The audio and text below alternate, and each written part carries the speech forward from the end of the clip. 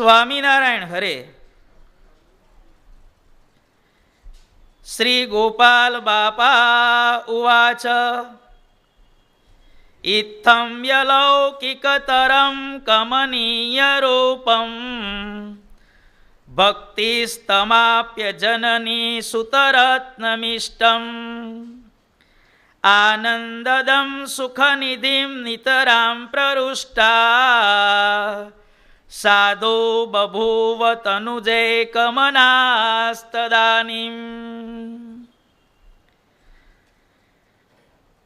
ગોપાળ બાપા કહે છે કે હે નિર્ગુણ મુને,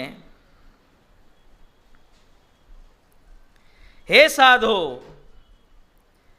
ઇત્થમ અલૌકિકતરમ કમનીય રૂપમ આનંદદમ સુખનિધિમ ઇષ્ટમ તમ શ્રીહરિમ સુતરત્નમાપ્યમ. શું કહે છે કે આવી રીતે અલૌકિકમાં પણ અતિશય અલૌકિક કમનીય રૂપ ધરાવતા, આનંદને આપનારા, સર્વે સુખોના નિધિ એવા શ્રીહરિને પુત્ર રૂપે પ્રાપ્ત કરીને ભક્તિ માતા પોતાના મનની અંદર અતિશય આનંદનો અનુભવ કરતા હતા. એવં વૃષોપી કુલદીપકમાપ્ય પુત્રમ જન્મોત્સવં સમકરોદુચિतं પ્રહૃષ્ટ સૂનોશ્ચ તસ્ય વિધિના નિગમોદિતેન જાતાખ્ય સંસ્કૃતિમપી વ્યદદાત મહાત્મા. ભક્તિ માતા અતિશય આનંદનો અનુભવ કરતા હતા અને પિતા ધર્મદેવ પણ કુળદીપક એવા પુત્ર આપણા ઉપાસ્ય દેવ સ્વામિનારાયણ ભગવાનને પ્રાપ્ત કરીને હૃદયની અંદર અત્યંત આનંદને પામતા એવા પોતાને ત્યાં ભગવાન પ્રગટ થયા છે. એ આનંદમાં ભગવાનના પ્રાગટ્યનો ઉત્સવ તે કરતા હતા અને નિગમોદિતેન આપણા પૌરાણિક શાસ્ત્રો, ભારતીય સંસ્કૃતિના શાસ્ત્રોમાં બતાવેલા વિધિ પ્રમાણે નિગમોદિતેન વિધેના ચતસ્ય સુનોહો જાતાખ્ય સંસ્કૃતિમપી વ્યદધાત. ભગવાનના જાત કર્મ આદિ સંસ્કારો કરતા હતા. જો ભાઈ હવે આપણે જે ભારતીય સંસ્કૃતિની અંદર 16 સંસ્કારો કહેવામાં આવેલા છે, એ 16 સંસ્કારોની કથા હવે આપણે 3 દિવસ સુધી આવશે. ભારતીય સંસ્કૃતિની અંદર માનવ જીવન કઈ રીતે વ્યવસ્થિત બને, માણસ માતાના ગર્ભમાં આવે ત્યારથી કરીને સ્મશાનમાં એના દેહની ખાખ થાય ત્યાં સુધી કયા કયા તબક્કે વ્યક્તિએ કયા કયા સંજોગોમાં કઈ કઈ રીતે વર્તવું જોઈએ, એની સુંદર મજાની વાત આ 16 સંસ્કારોમાં કરવામાં આવેલી છે. આપણા વેદ પુરાણ શાસ્ત્રોની અંદર આ 16 સંસ્કારોનું વર્ણન ખૂબ સુંદર રીતે કરવામાં આવેલું છે. આ 16 સંસ્કારોની વાર્તા, એના પ્રવર્તકો કોણ છે કે જેમણે ગંભીર અધ્યયન કરી, ગંભીર ચિંતન કરી અને આપણી ભારતીય સંસ્કૃતિને તેમજ સમગ્ર વિશ્વને આ 16 સંસ્કારોની ભેટ આપી. આપણે ઋષિ મુનિઓને પણ આજે યાદ કરી લઈએ. ધર્મશાસ્ત્રોના પ્રવર્તક એવા ઋષિઓના નામ, સૌથી પહેલું નામ લખવામાં આવ્યું છે અંગિરા ઋષિનું નામ. ત્યાર પછી આપસ્તંભ નામના ઋષિ છે. ત્યાર પછી ઉષ્ણા અર્થાત શુક્રાચાર્યનું નામ છે. કાત્યાયન ઋષિ, ગૌતમ ઋષિ, દક્ષ ઋષિ, પરાશર ઋષિ, બૃહસ્પતિ, મનુ. ગણો છો ને ભાઈ કેટલા થયા કે નથી ગણ્યા ભાઈ? સારું, કશો વાંધો નહીં. ધર્મરાજા, યાજ્ઞવલ્ક્ય ઋષિ, લિખિત ઋષિ, વશિષ્ઠ, વ્યાસ, વિષ્ણુ, શંખ, શાતાતપ, સંવર્ત અને હારિત, આ 19 ઋષિઓને 16 સંસ્કારોના પ્રવર્તક કહેવામાં આવેલા છે.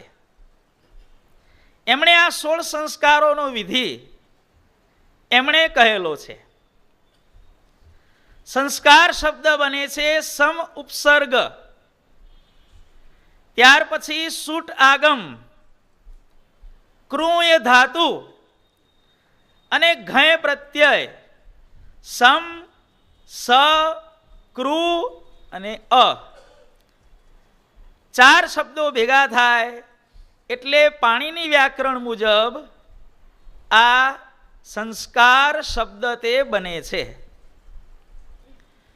સંસ્કાર શબ્દના અર્થો આપણા શાસ્ત્રોની અંદર અનેક રીતે કહેવામાં આવેલા છે. સંસ્કાર શબ્દનો સૌથી પહેલો અર્થ કરવામાં આવેલો છે અનુભવ. જે આપણે કહીએ છીએ ને ભાઈ પૂર્વના સંસ્કારો ક્યાંથી શીખી આવ્યા? પૂર્વના સંસ્કારો. પૂર્વના સંસ્કારો એટલે પૂર્વનો અનુભવ. તારામાં હજી સંસ્કાર પડ્યા નથી માટે તને કશું આવડતું નથી. ત્યાં પણ સંસ્કાર શબ્દનો અર્થ અનુભવ. તને એક્સપિરિયન્સ નથી માટે તારામાં સ્કિલ નથી. સંસ્કાર એટલે પૂર્વનો અનુભવ. સંસ્કાર શબ્દનો બીજો અર્થ છે ચમકાવવું. કોઈ પણ વસ્તુ હોય એને ઘસીને બરોબર આમ કરી એને ચમકાવવી, જેને કહેવામાં આવે છે સંસ્કાર કરવામાં આવ્યા. સંસ્કાર શબ્દનો આગળ અર્થ કરવામાં આવ્યો છે સ્વચ્છ કરવું. કોઈ પણ માણસ મલિન દુર્ગુણો ધરાવતો હોય તો આપણે એને શું કહીએ છીએ કે ભાઈ એને સંસ્કારની જરૂર છે, એને સંસ્કાર આપો. સંસ્કાર આપવા એટલે મલિનતામાંથી સ્વચ્છ તરફ ગતિ કરવી. મલિન હોય એને સ્વચ્છ કરવું, એને કહેવામાં આવે છે સંસ્કાર. જુઓ ભાઈ, સંસ્કાર શબ્દનો આગળ અર્થ કરવામાં આવે છે કોઈ પણ વસ્તુ, કોઈ પણ વ્યક્તિ કે કોઈ પણ પદાર્થને લાયક બનાવવાની પ્રક્રિયા, એને સંસ્કાર કહેવામાં આવે છે. સંસ્કાર આપવા એટલે એને લાયકાત પ્રદાન કરવી. ટૂંકમાં સંસ્કાર શબ્દનો સર્વમાન્ય અર્થ વસ્તુને યોગ્યતા પ્રદાન કરતી ક્રિયા, વસ્તુ વ્યક્તિની ગુણવત્તામાં વધારો કરતી પ્રક્રિયા અને એને છેક અંતિમ કક્ષા સુધી લઈ જતી જે પ્રક્રિયા, એ પ્રક્રિયાને કહેવામાં આવે છે સંસ્કાર. આ સંસ્કાર શબ્દનો અર્થ છે. જીવનની અંદર સંસ્કારની શું જરૂર છે? તો કહેવામાં આવે છે કે જેમ કોઈ પણ ચિત્ર રચવું હોય તો એની અંદર અનેક પ્રકારના રંગો જ્યારે વ્યવસ્થિતપણે પૂરવામાં આવે છે, જેમ આપણે ફ્રીહેન્ડની ડિઝાઇન કરી હોય અને ફ્રીહેન્ડની અંદર કમળની, હંસની કે મોરની કે ફૂલની કે બીજા ભૌમિતિક આકારની ડિઝાઇનો કરી હોય, એમ નક્કી કર્યું કે આટલા ભાગમાં પીળો રંગ, આટલા ભાગમાં વાદળી રંગ, આટલા ભાગમાં લાલ રંગ, આમાં લીલો રંગ, અનેક પ્રકારના રંગો પોતપોતાના ક્ષેત્રની મર્યાદાની અંદર રહી અને જ્યારે પોતાનું સ્થાન લે છે ત્યારે એ ચિત્ર અત્યંત શોભાયમાન બને છે, વ્યવસ્થિત બને છે. ચિત્રને શોભાવવા માટે એક કરતાં વધારે રંગોની જરૂર છે, પહેલી શરત. બીજી શરત, દરેક રંગ પોતાની સીમાની મર્યાદાની અંદર હોવો જોઈએ. નહીં તો પીળા રંગના ક્ષેત્રની અંદર લાલ રંગ જતો રહે કે વાદળી રંગની ક્ષેત્રની અંદર ગુલાબી રંગ જતો રહે તો શું થાય? પોતપોતાની મર્યાદામાં રહી અનેક પ્રકારના રંગો જ્યારે ચિત્રમાં પૂરવામાં આવે છે ત્યારે ચિત્ર બહુ સુંદર મજાનું બને છે. અનેક પ્રકારના ફૂલોને જ્યારે એક જ બગીચાની અંદર વ્યવસ્થિત એની જગ્યા પ્રમાણે ગોઠવવામાં આવે છે, વાવેતર એનું કરવામાં આવે છે, ત્યારે એ છોડમાંથી ઉગતા ફૂલોને લીધે બગીચો પણ બહુ સુંદર મજાનો બને છે. બગીચો સુંદર બનાવવો હોય તો એની શરત છે કે એની અંદર અનેક જાતના ફૂલો હોવા જોઈએ. માત્ર ગુલાબ વાવી દો તો એ બગીચો શોભાયમાન ન થાય, માત્ર કમળ વાવી દો કે માત્ર ચંપો ચમેલી વાવી દો ન ચાલે. અનેક પ્રકારના ફૂલો જોઈએ અને એ પણ સૌની સ્થાનમાં, સૌની લાઈનમાં. માણસો આ મોગલ ગાર્ડન જોવા શું કરવા જાય છે? અનેક પ્રકારના એની અંદર ફૂલો છે અને વળી પાછા વ્યવસ્થિત રીતે અહીંયા તો ગુલાબ, અહીંયા ચંપો, અહીંયા ચમેલી, વ્યવસ્થિત રીતે એનું સંવર્ધન કરવામાં આવેલું છે. જીવનને સજાવવાને માટે પણ 16 પ્રકારના રંગોની જરૂર પડે છે. એ જીવનરૂપી ચિત્રને સજાવવા માટે જે 16 રંગોની જરૂર પડે છે એ 16 રંગોને કહેવામાં આવે છે 16 સંસ્કાર. જેનું જીવન આ 16 રંગોથી ભરપૂર છે એનું જીવન હંમેશા સુખદાયી રીતે, નિર્વિઘ્ન રીતે પૂરું થાય છે. સંસ્કાર આપવાની ક્રિયા, એનું ફળ શું છે? જે વ્યક્તિ 16 સંસ્કારમાં ક્રમશઃ પસાર થાય છે એના જીવાત્માનો આત્યંતિક મોક્ષ થાય એ આ 16 સંસ્કારનું ફળ કહેવામાં આવેલું છે. સદાચારી જીવન, સુખમય જીવન, શાંતિમય જીવન વ્યક્તિ જીવી શકે એ આ 16 સંસ્કારનું ફળ કહેવામાં આવેલું છે. સંસ્કાર આપવાની જે વિધિ છે એ 3 તબક્કાની અંદર આપણા શાસ્ત્રકારોએ વહેંચેલી છે. સૌથી પહેલી વિધિનું નામ છે દોષ માર્જન, બીજી વિધિનું નામ છે ગુણાધાન અને ત્રીજી વિધિનું નામ છે હિનાંગ પૂર્તિ. તમને નામ યાદ ન રહે તો એની કોઈ ચિંતા ન કરશો. દોષ માર્જન, ગુણાધાન, હિનાંગ પૂર્તિ. સુવર્ણનું દ્રષ્ટાંત લઈ આપણે સમજવાનો પ્રયત્ન કરીએ. સોનાને ખાણમાંથી કાઢવામાં આવે ત્યારથી કરી અને એ સોનાની શુદ્ધ લગડી અથવા બિસ્કિટ અથવા તો એની પાટ, લગડી, પાટ અથવા બિસ્કિટ બનાવવાની જે સમગ્ર ક્રિયા છે એને કહેવામાં આવે છે દોષ માર્જન. ખાણમાંથી ખોદી કાઢવામાં આવેલું સોનું, એના ઉપર અનેક પ્રક્રિયાઓ કરવામાં આવે છે, રાસાયણિક પ્રક્રિયાઓ. અને એ રાસાયણિક પ્રક્રિયાઓને અંતે શુદ્ધ સોનું તૈયાર થાય છે. એની અંદરથી બધાય દોષો, એની અંદર રહેલી ભેળસેળ, એની અંદર રહેલો જે મેલ એ કાઢવાની પ્રક્રિયા, આ સંસ્કાર આપવાનું પહેલું પગથિયું છે દોષ માર્જન. ત્યાર પછી ગુણાધાન. માત્ર બિસ્કિટ ગળામાં પહેરી લો કે હાથે કે કાંડે બાંધી લો ચાલે ભાઈ?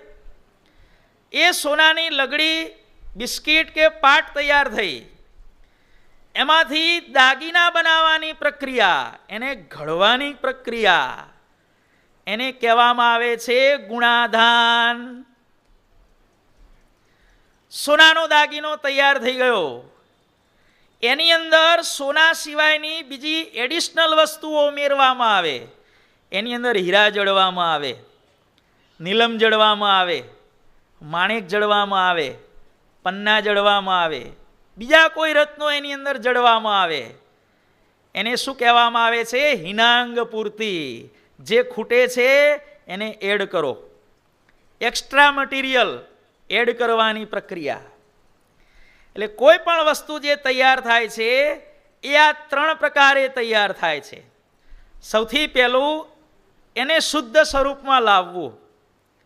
શુદ્ધ સ્વરૂપમાં લાવ્યા પછી એને ઘડવું, અને ઘડ્યા પછી એને શણગારવું, એની શોભામાં અભિવૃદ્ધિ કરવી. કપાસનું આપણે દ્રષ્ટાંત લઈએ.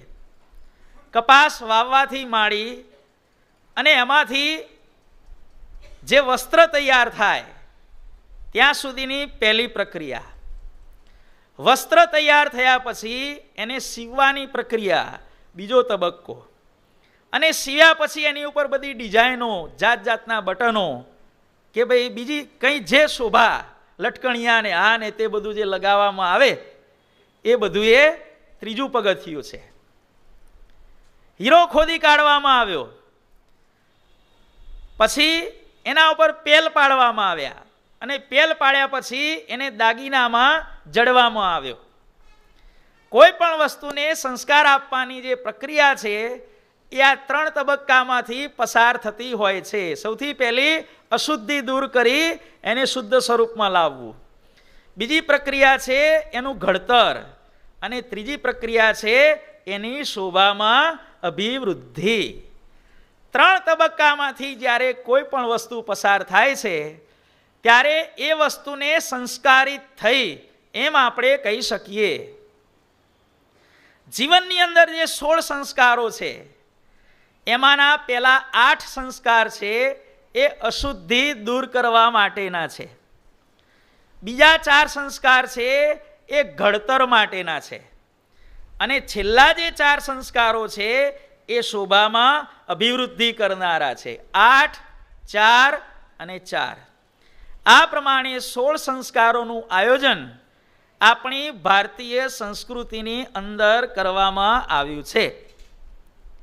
16 સંસ્કારોની વાત થઈ. આપણે હવે સૌથી પહેલો સંસ્કાર આપણે જોઈએ. માનવ જીવનને અસર કરતો સૌથી પહેલો સંસ્કાર છે ગર્ભાધાન નામનો સંસ્કાર છે. ભાઈ, ઇંગ્લિશમાં કહેવત છે the first impression is the last impression. પહેલી વખત જેવી છાપ પડી ગઈ, જેમ આપણા જીવન પ્રાણ સ્વામી બાપા પારાયણ કરવા માટે સૌથી પહેલી વાર પધાર્યા બારાસરમાં, 7 દિવસની બાપાએ પારાયણ કરી, અને એ વખતે જે સ્વામી બાપાની છાપ પડી ગઈ એ જીવન પર્યંત સમગ્ર વિશ્વ ઉપર રહી. First impression is the last impression. Swaminarayan ભગવાન સૌથી પહેલા લોજમાં પધાર્યા, અને એ સમયે મુક્તાનંદ સ્વામીને કહી દીધું કે આ ગોખલો પૂરી ગાળો, સ્ત્રીઓ પુરુષોની સભા જુદી કરો. અને એ સમયે સ્વામિનારાયણ ભગવાનની જે ફર્સ્ટ ઇમ્પ્રેશન પડી એ જીવન પર્યંત કાયમ માટે ચાલુ રહી. ભાઈ, first impression is the last impression. આપણા ગોપાળ બાપા જ્યારે સ્વામિનારાયણ ભગવાનની પાસે આવ્યા ત્યારે પહેલી જ ઇમ્પ્રેશન પડી કે સ્વામિનારાયણ ભગવાન એમને બાથમાં ઘાલીને મળ્યા, પોતાની જોડે પાટલા ઉપર પોતાની સાથે જમવા માટે બેસાડ્યા. ગંગામાએ માત્ર ભગવાન માટે થાળ કર્યો હતો, ગોપાળ બાપાની જોડે સમગ્ર સભાને જમાડવાનું કામ ભગવાને કર્યું. કૂવાની અંદર જ્યારે ભૂતોનો કોલાહલ સંભળાયો ત્યારે ગોપાળ બાપાને ભગવાને આજ્ઞા કરી, જાઓ એનો મોક્ષ કરો. આ બધી પ્રક્રિયાઓ જોઈ એટલે સમગ્ર વિશ્વને થઈ ગયું કે આ ખુશાલ ભટ્ટ નામની જે વિભૂતિ છે એ કોઈ જેવી તેવી નથી. આ પણ છે the first impression is the last impression. 16 સંસ્કારોની અંદર સૌથી પહેલો સંસ્કાર છે ગર્ભાધાન સંસ્કાર. ગર્ભાધાન સંસ્કારનો અર્થ છે પુરુષ દ્વારા સ્ત્રીની અંદર ગર્ભનું સ્થાપન કરવું. દુનિયાના 99% લોકો પોતાના સંતાનોને સંસ્કારી બનાવવાની બાબતમાં સૌથી પહેલા જ પગથિયે બહુ જ ભયંકર મોટી મિસ્ટેક કરતા હોય છે. આપણા બાળકો સંસ્કારી પાકતા નથી એનું સૌથી પહેલું રીઝન છે કે એનું જે ગર્ભાધાન છે, એની માતાની અંદર જે ગર્ભનું સ્થાપન છે એ પ્રોપર રીતે કરવામાં આવતું નથી. અને પહેલા તબક્કામાં ભૂલ પડી એટલે સમજવાનું કે બીજામાં ભૂલ પડવાની, ત્રીજામાં ભૂલ પડવાની, ચોથામાં ભૂલ પડવાની. રોટલીનો લોટ બાંધતી વખતે જ જ્યાં ભૂલ કરવામાં આવે તો પછી ગમે ત્યારે નડવાનું ભાઈ. કાં તો કુંડળિયામાં નડે, કાં તો પછી વણવામાં નડે, કાં તો શેકવામાં નડે, કાં તો પછી ખાવામાં નડે. ખાવામાં ન નડે તો અંદર પેઠા પછી નડે, અને અંદર પેઠા પછી ન નીકળે તો જ્યારે બહાર નીકળવાનું થાય ને ત્યારે નડે ભાઈ. પહેલા જ તબક્કે ભૂલ પડી એટલે જીવનના કોઈ પણ સંજોગે ભૂલ પડવાની. આજની કથા છે, મહેરબાની કરી ખૂબ ગંભીરતાથી સાંભળજો ભાઈ. અને આજની કથા છે માઇન્ડ વેલ, કોઈ જોક્સ નથી, કોઈ હાસ્ય રમૂજની વાત નથી, એટલું ખાસ ધ્યાનમાં રાખજો ભાઈ. ગર્ભાધાન કરવા માટેના નિયમો આપણા ઋષિ મુનિઓએ સમજાવેલા છે. કોઈ પણ મા બાપ એવું નથી ઈચ્છતા કે મારું સંતાન દુષ્ટ પાકે. કોઈ મા બાપ એવું નથી ઈચ્છતા કે મારું સંતાન અસુર પાકે.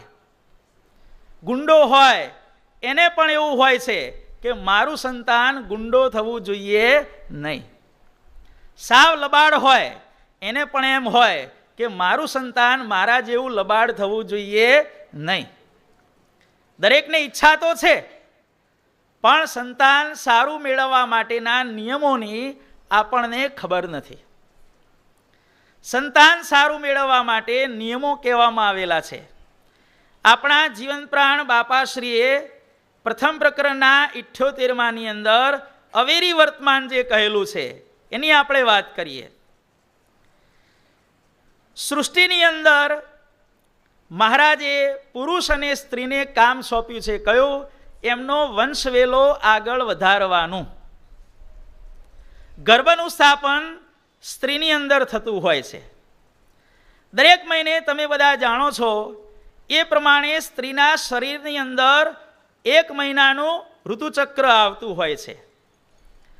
શરૂઆતના જે 4 દિવસો છે એને રજસ્વલાનો ધર્મ કહેવામાં આવે છે. રજસ્વલાના 4 દિવસો અને ત્યાર પછીના 12 દિવસો, એ સમય દરમિયાન પુરુષ અને સ્ત્રી એકબીજાનો સંગ કરે તો બાળકનો જન્મ થવાની શક્યતા રહે છે. 4 અને 12 16 દિવસ પૂરા થઈ ગયા પછી બાકીના જે કંઈ બ્લેન્ક દિવસો છે એમાં બાળકનો જન્મ થતો નથી. આ નિયમ છે ભાઈ, આપણી સંસ્કૃતિનો નિયમ છે આ. સ્ત્રી જ્યારે રજસ્વલા હોય, રજસ્વલાના 4 દિવસ દૂર રહેવા માટેનો નિયમ શા માટે? તો વૈજ્ઞાનિકોએ સંશોધન કર્યું છે કે સ્ત્રી જ્યારે રજસ્વલા હોય ત્યારે એની છાયાથી જે છોડ ઉછરી રહ્યા હોય એની ઉપર જો રજસ્વલા સ્ત્રીની છાયા પડે તો એ છોડ પૂરેપૂરા વિકાસ પામવાને બદલે અકાળે એનું અવસાન થતું હોય છે. ઘરની અંદર તુલસી ક્યારો રોપ્યો હોય અને એની ઉપર જો રજસ્વલા સ્ત્રીની છાયા પડી જાય તો તુલસીનો ક્યારો કરમાઈ જાય. અને એટલા માટે જુઓ કે તુલસીના ક્યારા આપણા ઘરની અંદર ઊંચા રાખવામાં આવે છે. ખ્યાલ આવે છે ને ભાઈ? હવે અમુક છોડ ઉપર રજસ્વલા સ્ત્રીનો પડછાયો પડવાથી એ છોડનો વિકાસ થતો નથી. કેટલાક એવા પ્રાણીઓ હોય છે એના ઉપર વૈજ્ઞાનિકોએ સંશોધન કર્યું કે રજસ્વલા સ્ત્રીઓના હાથની અંદર એ પ્રાણીઓ એને પકડાવવામાં આવ્યા અને પછી વૈજ્ઞાનિકોએ જોયું કે એના હૃદયના ધબકારા ધીરે ધીરે ધીમા પડવા લાગ્યા. એમની પાચન શક્તિ મંદ પડવા લાગી. ડાયજેસ્ટિવ સિસ્ટમ હોય ને, રજસ્વલાના હાથનું ન ખવાય એનું એક કારણ છે પાચન તંત્રના એને રોગો થાય. પાચન તંત્ર ઉપર એની અસર થતી હોય છે. અમુક છોડ મુરઝાઈ જતા હોય છે. અથાણું કરવા માટે જેનો વિધિ કરવામાં આવે છે, એ અથાણું બનાવતી વખતે જો રજસ્વલા સ્ત્રીનો પડછાયો અથાણા ઉપર પડે તો અથાણું પણ બગડી જતું હોય છે. આથો લાવવાની પ્રક્રિયા જો રજસ્વલા સ્ત્રીના હાથે કરાવવામાં આવે તો આથો પણ આવતો નથી. આ જલેબી વગેરેમાં આથો લાવવો પડે ને, એ રજસ્વલા સ્ત્રીના હાથે બરોબર આથો ન આવે. અને ઘણા લોકો તો એવું કહે છે કે રજસ્વલા સ્ત્રી જો દૂધનો માવો કાઢવા બેસે ને તો કાં તો દૂધ બગડી જાય, ફાટી જાય, પણ દૂધનો માવો પણ એના હાથે નીકળતો નથી. આવી રીતે એના શરીરમાં જે ચક્ર ચાલી રહ્યું હોય એની પ્રકૃતિ ઉપર બહુ જ ભયંકર અસરો પડતી હોય છે. માટે રજસ્વલાનો નિયમ દરેક સ્ત્રીએ અવશ્ય પાળવો ને પાળવો. શા માટે? પોતાની સુખાકારી માટે, પોતાના પરિવારની સુખાકારી માટે. રજસ્વલા સ્ત્રીએ શું શું ન કરવું એ પણ મહારાજ શિક્ષાપત્રીની અંદર કહે છે. રજસ્વલા સ્ત્રીએ ક્યારે પણ માથાના વાળ ઓળવા નહીં. રજસ્વલા સ્ત્રીએ ક્યારે પણ પોતાના શરીર ઉપર મેકઅપ કરવો નહીં. રજસ્વલા સ્ત્રીએ ક્યારે પણ પોતાના શરીર ઉપર તેલ મર્દન, માલિશ, મસાજ જેને તમે કહો છો એ ક્યારે કરવું નહીં. રજસ્વલા સ્ત્રીએ 4 દિવસ દરમિયાન જો શક્ય હોય તો જરૂર વગર બોલ નહીં કરવું. રજસ્વલા સ્ત્રીએ ક્યારે પણ બહુ દોડાદોડી નહીં કરવી. આ બધું શાસ્ત્રની અંદર લખેલું છે, મહારાજે લખેલું છે. કારણ કે આ ધર્મ દરમિયાન બહુ દોડાદોડી કરવાથી, બહુ બોલ કરવાથી એના બાળકો ઉપર ઇનડાયરેક્ટલી સંસ્કારો બહુ ખરાબ પડતા હોય છે. એનું આ કારણ છે ભાઈ. આ બધા ધર્મો, આ બધા પ્રતિબંધો રજસ્વલા સ્ત્રી ઉપર મૂકવામાં આવ્યા છે. રજસ્વલા સ્ત્રીએ 4 દિવસ દરમિયાન શું કરવું? તો જેટલું બને તેટલું ભગવાનનું ધ્યાન, ભજન, મનન કરી 4 દિવસ પસાર કરવા. રજસ્વલા સ્ત્રી 4 દિવસ, 12 દિવસ ગર્ભાધાનના. હવે ઘણા પૂછતા હોય છે કે રજસ્વલા સ્ત્રીની રાત્રિ કઈ રીતે ગણવી? તો મહારાજ શિક્ષાપત્રી ભાષ્ય જે સતાનંદ સ્વામીએ રચ્યું છે એની અંદર સતાનંદ સ્વામી શિક્ષાપત્રી ભાષ્યની અંદર અર્થ દીપિકાની અંદર લખે છે કે રાતના 12 વાગ્યા પછી જો સ્ત્રી રજસ્વલા થાય તો એને પહેલી રાત્રિ ગણવાની નહીં. 12 વાગ્યા પહેલા રજસ્વલા થાય તો એને પહેલી રાત્રિ ગણવી. એ પ્રમાણે બીજી રાત્રિ, ત્રીજી રાત્રિ, ચોથી રાત્રિ, આ પ્રમાણે એનું કેલ્ક્યુલેશન કરવું. સ્ત્રી જ્યારે રજસ્વલા હોય ત્યારે પુરુષે એનો સંગ કેમ ન કરવો જોઈએ એનું કારણ પણ શાસ્ત્રોની અંદર લખેલું છે. સ્ત્રી રજસ્વલા હોય અને એ સમયે પુરુષ પ્રથમ રાત્રિએ એનો સંગ કરે અને ધારો કે સ્ત્રીને પ્રેગ્નન્સી આવી તો એ બાળક મરેલું જન્મે છે. આટલું યાદ રાખજો ભાઈ.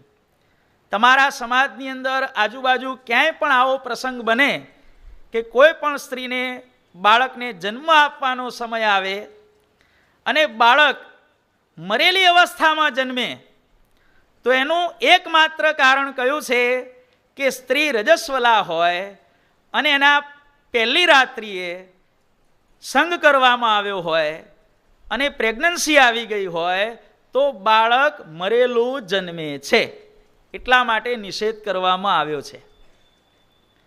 સ્ત્રી રજસ્વલા હોય, બીજી રાત્રિ ચાલતી હોય અને પુરુષ એનો સંગ કરે અને પ્રેગ્નન્સી આવી ગઈ, તો એ બાળક જન્મ્યા પછી માત્ર 5 મિનિટની અંદર મૃત્યુ પામે છે. ઘણી ઠેકાણે આપણે સમાચારો સાંભળીએ છીએ ને કે આને 6 છોકરીઓ હતી, 7મી વખતે ભગવાને હારા દેડા દેખાડ્યા અને 7મી વખતે છોકરો આવ્યો પણ જન્મીને તરત 5 મિનિટની અંદર ધામમાં જતો રહ્યો. આનું કારણ શું છે? જે બી રજસ્વલાની બીજી રાત્રિએ સંગ કરવામાં આવે તો બાળક જન્મ્યા પછી માત્ર 5 મિનિટની અંદર એનું મૃત્યુ થાય.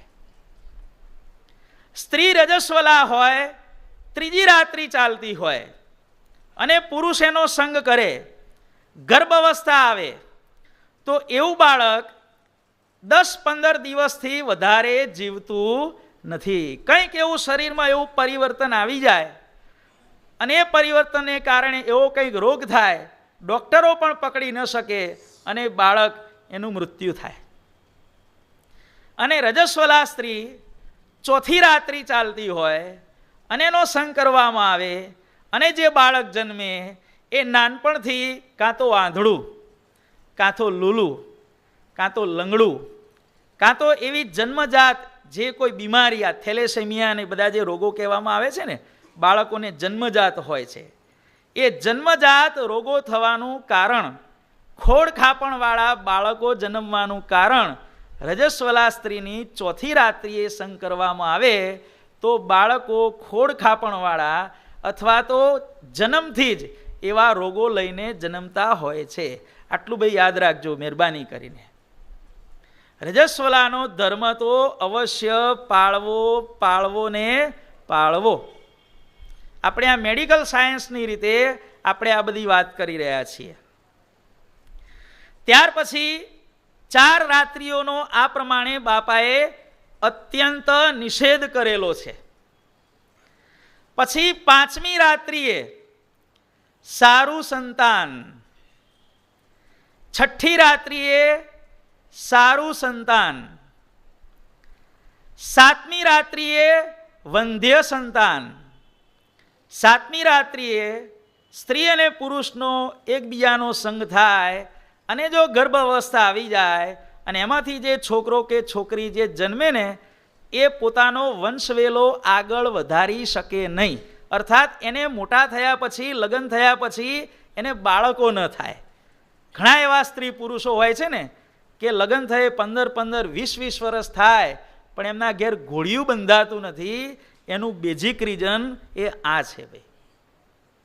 8મી રાત્રિએ સારું સંતાન, 9મી રાત્રિએ સારું સંતાન, 10મી રાત્રિએ સારું સંતાન, 11મી રાત્રિએ દુષ્ટ સંતાન, 12મી રાત્રિએ સારું સંતાન, 13મી રાત્રિએ અતિ દુષ્ટ સંતાન અને 13મી રાત્રિએ તો આપણા શાસ્ત્રોમાં એવું લખ્યું છે કે જ્યારે આ પ્રમાણે રાત્રિઓ ગણતા ગણતા 13મી રાત્રિ આવે ને ત્યારે પતિએ પોતાના પિતા પાસે અને પુત્રવધુએ પોતાની સાસુ જોડે સૂઈ જવું. 13મી રાત્રિનો આટલો ભયંકર નિષેધ કરવામાં આવેલો છે ભાઈ. 13મી રાત્રિએ અતિ દુષ્ટ સંતાન, 14મી રાત્રિએ સારું સંતાન, 15મી રાત્રિએ સારું સંતાન અને 16મી રાત્રિએ જો ગર્ભ અવસ્થા આવે તો એમાંથી ભગવાન અથવા ભગવાનના સત્પુરુષ અથવા તો દુનિયામાં પોતાનું નામ ઉજાગર કરે એવી મહાન વિભૂતિ આવા મા બાપને ત્યાં પ્રગટ થતી હોય છે ભાઈ. આ 16 રાત્રિમાં કેવા કેવા સંતાનો થાય છે એની તમને આ યાદી કીધી. 16 રાત્રિમાં રજસ્વલાની 4 રાત્રિઓ કેન્સલ, 7મી રાત્રિ વંધ્ય સંતાનની છે, 7મી રાત્રિ કેન્સલ, 11મી રાત્રિ દુષ્ટ સંતાનની છે કેન્સલ અને 13મી રાત્રિ અતિ દુષ્ટ સંતાનની છે કેન્સલ. હવે જે રાત્રિઓ વધી 5મી, 6ઠી, 8મી, 9મી, 10મી, 12મી, 14મી, 15મી અને 16મી.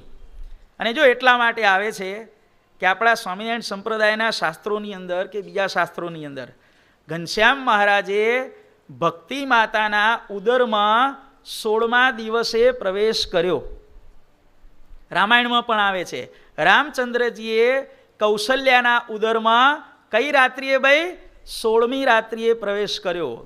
શ્રી કૃષ્ણ ભગવાને દેવકીના ઉદરમાં 16મી રાત્રિએ પ્રવેશ તે કર્યો. આવું આપણા શાસ્ત્રોની અંદર લખેલું છે ભાઈઓ. હવે જે રાત્રિઓ વધી એની અંદર પણ આપણા જીવન પ્રાણ બાપાશ્રીએ અવેરી વર્તમાન કહ્યું છે. કયા કયા દિવસોની અંદર પોતાની સ્ત્રીનો ત્યાગ રાખવો. હવે જે ઓફિશિયલ રાત્રિઓના નંબર છે એમાં પણ એકાદશી અને એના આગલા પાછલા દિવસો, પછી અમાસ, શ્રાવણ મહિનો આખો, ત્યાર પછી આપણે જે ગામમાં રહેતા હોઈએ એ ગામમાં આપણું મંદિર હોય, એ મંદિરનો પાટોત્સવ હોય તો એ પાટોત્સવના આગલા અને પાછલા દિવસો, ત્યાર પછી ભગવાનનો પ્રાગટ્ય દિન અને આગલા અને પાછલા દિવસો. તમે મંદિરમાં સંતોને રસોઈ આપી હોય, તમે મંદિરમાં મહાપૂજા કરાવી હોય, અથવા બાપાને ઘેર તમે જમવા માટે બોલાવ્યા હોય, મહાપૂજાનો વિધિ હોય, તમે સમૂહ પારાયણ કે મોટી પારાયણ કરાવી હોય, તે જે દિવસે તમે પધરામણી પારાયણ રસોઈ કરાવો તો એ દિવસ અને એના આગલા પાછલા દિવસો બ્રહ્મચર્ય વ્રત પાળવામાં આવે તો એ ધાર્મિક વિધિનું પૂરેપૂરું ફળ તાત્કાલિક એ વિધિ કરાવનારને મળતું હોય છે. ઘણા ભક્તો કે અમે મહાપૂજા કરાવી પણ દુકાન હરખી ચાલતી નથી, એટલે અમે સીધું પહેલું જ પૂછીએ, મહાપૂજા કરાવી 3 દિવસ તમે 2 જણે બ્રહ્મચર્ય પાળ્યું હતું? તો કે ના. તો બસ તારે દુકાન ક્યાંથી હરખી ચાલે ભાઈ. એટલે જે દિવસે તમે રસોઈ આપો, સમજી લેજો હો, આ પારાયણ કે રસોઈ બસ સંતોને બંડલ આપી દીધું કે હરિકૃષ્ણ મહારાજના ચરણે બંડલ ભેટ મૂકી દીધું, પારાયણ થઈ ગઈ. આ રૂપિયાની લેતી દેતીનો ખેલ મહેરબાની કરીને ન સમજશો કે લાખ રૂપિયાની આરતી ઉતારી લીધી તો આરતી ઉતારો તો એના 3 દિવસ પણ જો આરતીનું પ્રોપર ફળ લેવું હોય તો 3 દિવસ, જે દિવસે આરતી ઉતારી હોય તે દિવસે, એના આગલા દિવસે અને પાછલા દિવસે બ્રહ્મચર્ય વ્રતનું પાલન કરવું પડે, ત્યારે આરતીનું પ્રોપર ફળ મળે ભાઈ. એટલે જે દિવસે તમે ધાર્મિક વિધિ કરાવો કે કોઈ પણ વસ્તુ તમે ભગવાનને રાજી કરવા માટે મંદિરમાં કે ઘેર કરો તો પરિવારના તમામ પરણિત સભ્યોએ 3 દિવસ સુધી બ્રહ્મચર્ય વ્રતનું પાલન કરવું પડે. એટલે પહેલો નિયમ શું થયો ભાઈ? રાત્રિનો નંબર.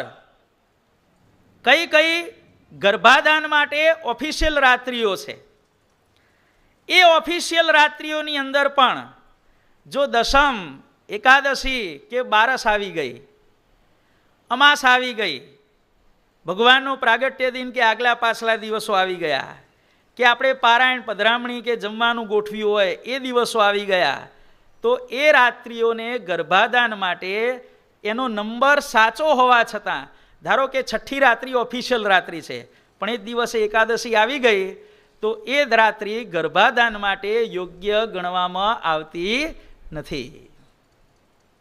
જેમ કસ્ટમ હોય છે ને એરપોર્ટ ઉપર, પહેલું ચેકિંગ, બીજું ચેકિંગ. પહેલું ચેકિંગ આ છે ઓફિશિયલ રાત્રિ કઈ, એના પછી આગળ કસ્ટમ થાય કે ભાઈ દશમ છે, એકાદશી છે, બારસ છે, અમાસ છે, પારાયણ પધરામણીનો દિવસ છે, કે આપણા ઘનશ્યામ મહાપ્રભુનો ફાગણ સુદ ત્રીજનો બીજ, ત્રીજ અને ચોથ, એ બધી રાત્રિઓ આવતી હોય તો ગર્ભાધાન માટે એ રાત્રિઓ બિલકુલ યોગ્ય ગણવામાં આવતી નથી. અને હવે નિયમ નંબર 3, પહેલો રાત્રિનો ક્રમ, એ નિયમ.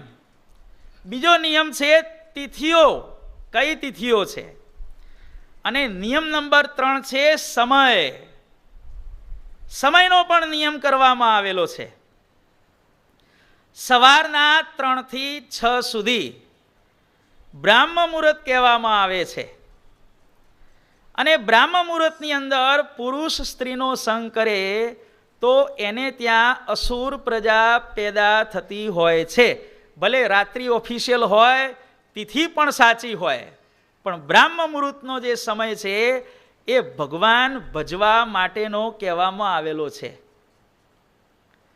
ત્યાર પછી સૂર્યોદય થાય ત્યારથી કરીને સૂર્યનો અસ્ત થાય ત્યાં સુધી સૂર્યની સાક્ષી કહેવામાં આવેલી છે.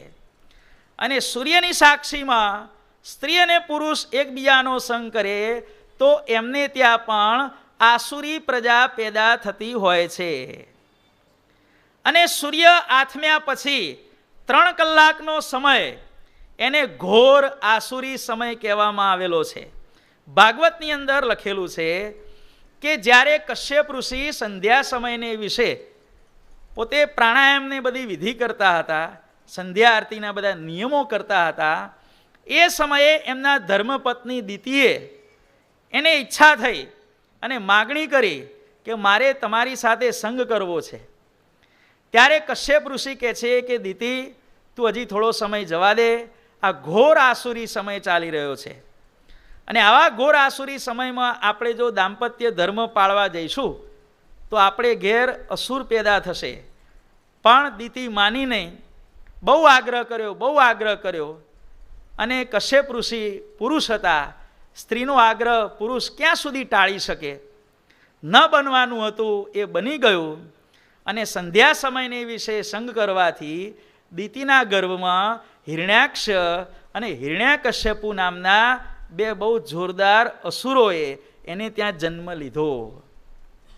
માટે ત્રીજો નિયમ છે સમયનો. બ્રાહ્મ મુહૂર્ત પ્રતિબંધિત છે.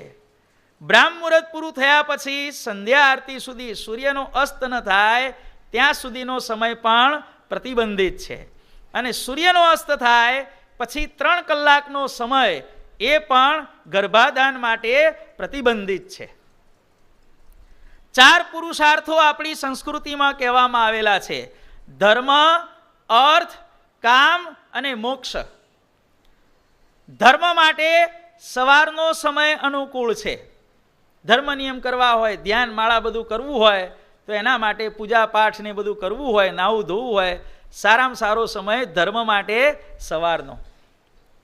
ત્યાર પછી અર્થ, પૈસા કમાવવા, એના માટે દિવસનો સમય ઉત્તમ છે. સૂર્યોદયથી કામ શરૂ કરવાનું, સૂર્યાસ્ત થાય એટલે ધંધો બંધ કરી દેવાનો. ધર્મ માટે સવારનો, અર્થ માટે દિવસનો, ગર્ભાધાન માટે રાત્રિનો. કામ ત્રીજો આવે છે ને, ધર્મ, અર્થ, ત્રીજો કામ માટે રાત્રિ યોગ્ય છે. અને મોક્ષ માટે કોઈ પણ સમય યોગ્ય છે. ખ્યાલ આવી ગયો ને ભાઈ? ધર્મ માટે સવાર, અર્થ માટે દિવસ, કામ માટે રાત્રિ અને મોક્ષ માટે કોઈ પણ સમય. મોક્ષનો પ્રયત્ન કોઈ પણ સમયે થઈ શકે છે. આવી રીતે 4 પુરુષાર્થો આપણી ભારતીય સંસ્કૃતિમાં કહેવામાં આવેલા છે. એ ભારતીય સંસ્કૃતિના પુરુષાર્થોનો જે સમય કહેવામાં આવેલો છે એમાં પણ આ વાત બરોબર બંધ બેસે છે. આ પ્રમાણે 16 દિવસનો ગર્ભાધાનનો સમય કહેવામાં આવેલો છે. અને આ નિયમોનું જો પાલન કરવામાં આવે તો મા બાપ ભલેને કુસંસ્કારી હોય, સાવ છેલ્લી કક્ષાના દુષ્ટ મા બાપ હોય, પણ આ નિયમોનું પાલન કરે તો જેમ કાદવમાં કમળ ઉગે છે એમ એના કુળમાં 71 પેઢી તારે એવા સંતાનનો જન્મ ભગવાનની કૃપાથી અવશ્ય થાય છે. આપણે ઘણીવાર જોઈએ છીએ ને, મા બાપ સારા હોય, સારા સત્સંગી હોય, પણ છોકરા હાવ ખાતર જેવા હોય ભાઈ, કુસંગી જેવા હોય ભાઈ. આવું પણ તમને જોવા મળતું હશે. બાપ દાદા ખાચર જેવો હોય ને છોકરો જીવા ખાચર જેવો હોય. ઘણી જગ્યાએ ઊંધું જોવા મળે. મા બાપમાં ભલી વાર ન હોય અને સંતાનમાં રોમે રોમમાં સત્સંગ વ્યાપેલો હોય. એનું કારણ હવે તમને ખ્યાલ આવે છે ને ભાઈ, કે જે તે વ્યક્તિનું ગર્ભાધાન પ્રોપર સમયે કરવામાં આવે તો ખરાબ સંતાન આપણા ઘરમાં આવવાની બિલકુલ શક્યતા રહેતી નથી. આટલું યાદ રાખજો ભાઈ. આ ગર્ભાધાન સંસ્કાર કહેવામાં આવેલા છે. હવે ઘણા હરિભક્તો પૂછતા હોય છે, આજે બધી બાબતોનું આજે નિરાકરણ આપણે લાવી દઈએ છીએ કે ભાઈ છોકરો થાય કે છોકરી થાય એ માત્ર ને માત્ર ભગવાનની ઈચ્છા ઉપર આધાર છે. તેમ છતાં પણ કેટલાક નિયમો આપણા શાસ્ત્રોમાં કહેલા છે, પણ એ નિયમ પ્રમાણે ફોલો થઈ અને ઈચ્છિત સંતાન મેળવવું એ આપણા કાબુ બહારની વાત છે. નિયમ સાંભળ્યા પછી તમને લાગશે, જ્યારે પુરુષનું બીજ અને સ્ત્રીનું બીજ બંને ભેગા થાય, ક્યાં?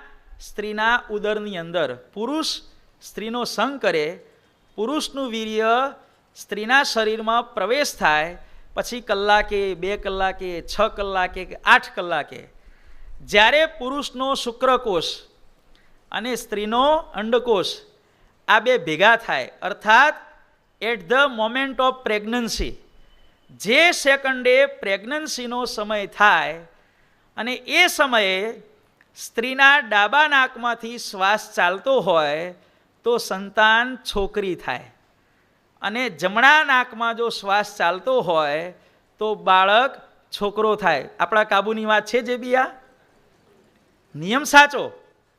અને બંને નાસિકામાં જો સરખો શ્વાસ ચાલતો હોય તો નપુંસક પ્રજા પેદા થાય. આ નિયમ છે ભાઈ. પણ આ આપણા કંટ્રોલ બહારની વસ્તુ છે. નિયમ સાચો છે, પણ આ નિયમને ફોલો થઈ ઈચ્છિત સંતાન મેળવવું એ વિશ્વના કોઈ પણ જીવના ગજા બહારની વસ્તુ છે ભાઈ. એટલે આ છોકરાને છોકરી થવાનો આ નિયમ છે ભાઈ. સંતાનનો સ્વભાવ કેવો, સંતાન કેવું પાકે એનો પણ એક બીજો નિયમ છે. સ્ત્રીનો રજસ્વલા કાળ 4 દિવસનો પૂરો થાય, ચોથા દિવસે સ્ત્રી સ્નાન કરવા જાય અને સ્નાન કર્યા પછી એ સ્ત્રીની નજર સૌથી પહેલી જે વ્યક્તિ ઉપર પડે એના જેવું સંતાન એના ઉદરમાં થતું હોય છે. આ પણ એક યાદ રાખજો ભાઈ. 3 દિવસ 4 દિવસનો રજસ્વલા કાળ પૂરો થયા પછી સ્ત્રી સ્નાન કરી લે અને સ્નાન કરીને બહાર નીકળીને પહેલી નજર એની જીના ઉપર પડે, એના સંસ્કારો અને કુસંસ્કારો એ બધું એના બાળકની અંદર આવતું હોય છે. માટે ઘણા સત્સંગીઓના અને ઘણા ધાર્મિક વ્યક્તિઓના ઘરમાં નિયમ હોય છે કે સ્ત્રીનો જ્યારે રજસ્વલા કાળ પૂરો થાય ત્યારે ઘરના બધાય માણસો એક બાજુ ખૂણામાં જતા રહે અને સ્ત્રી નાઈ તૈયાર થઈ વસ્ત્ર પહેરી અને સીધી ક્યાં જાય? આંખો આમ બંધ કરી, કારણ કે કોઈના ઉપર નજર પડી જાય તો પહેલી નજર એના ઉપર પડી કહેવાય. એટલે ઘરમાં શું હોય ખબર તો હોય, એટલે આમ હાથ કરતી કરતી જે જગ્યાએ ભગવાનનો રૂમ હોય, ભગવાનનું સિંહાસન હોય, એ સિંહાસન આગળ જઈ અને પહેલા દર્શન કોના કરે? સર્વોપરી સ્વામિનારાયણ ભગવાનના દર્શન કરે. તો એના ઉદરમાંથી જે બાળક ઉત્પન્ન થાય એની અંદર ભગવાનના ગુણો અવશ્ય ઉતરે ને ઉતરે. આ પણ એક નિયમ છે. રજસ્વલા સ્ત્રીનો રજસ્વલા કાળ પૂરો થયા પછી એ સ્નાન કરી લે, તૈયાર થઈ જાય, પછી પહેલી જેની ઉપર એની નજર પડે એના જેવું સંતાન એના ઘેર જન્મ લેતું હોય છે. માટે ઘણા ઘરોની અંદર આવો રિવાજ હોય છે કે માણસો બધા બીજા એક રૂમમાં ભરાઈ જાય, પેલી સ્ત્રી આંખો બંધ કરીને આમ પેલો આંધળો માણસ આમ આશરે જાય ને એમ કરતી કરતી સિંહાસન આગળ પહોંચે અને સિંહાસન આગળ પોતાની આંખો આમ ખોલી અને ભગવાનને નમસ્કાર કરે. ભાઈ પહેલી દ્રષ્ટિ ભગવાન ઉપર નાખવી. આ બધું ભલે તમને સાંભળવામાં સારું લાગતું હશે, પણ જ્યારે આચરણમાં મૂકશો ને ત્યારે એનું ફળ અત્યંત સારું લાગશે. ભાઈ આચરણમાં મૂકજો હો, તમને બધાને વિનંતી છે ભાઈ. આ પણ એક નિયમ છે.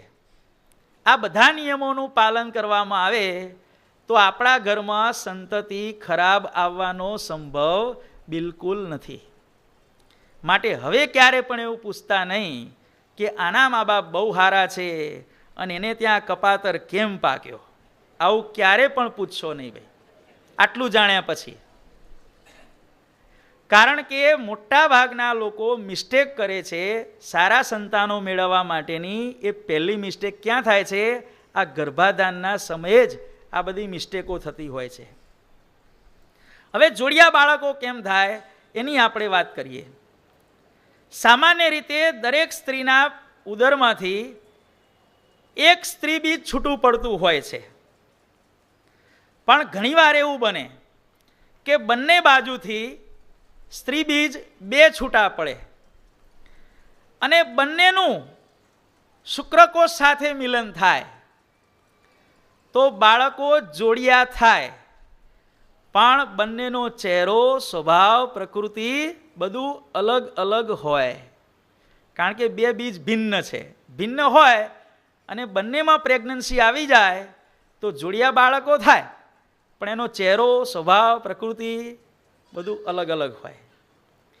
ક્યારેક ઇન કેસ એવું બને સ્ત્રીના એક બાજુથી સ્ત્રીનું બીજ છૂટું પડ્યું અને એક્સિડન્ટલી એ સ્ત્રી બીજના બે ભાગ થઈ જાય. કોઈ પણ ભોગ સંજોગે કરી, ભગવાનની ઈચ્છાએ કરી, એના બે ભાગ થઈ જાય. એક બીજના બે બીજ થઈ જાય અને બંનેમાં પ્રેગ્નન્સી આવી જાય, બંને બીજ ફલિત થઈ જાય તો એ જે જોડિયા બાળકો થાય એ કેવા થાય? એક જ બીજમાંથી બે બીજ થયા.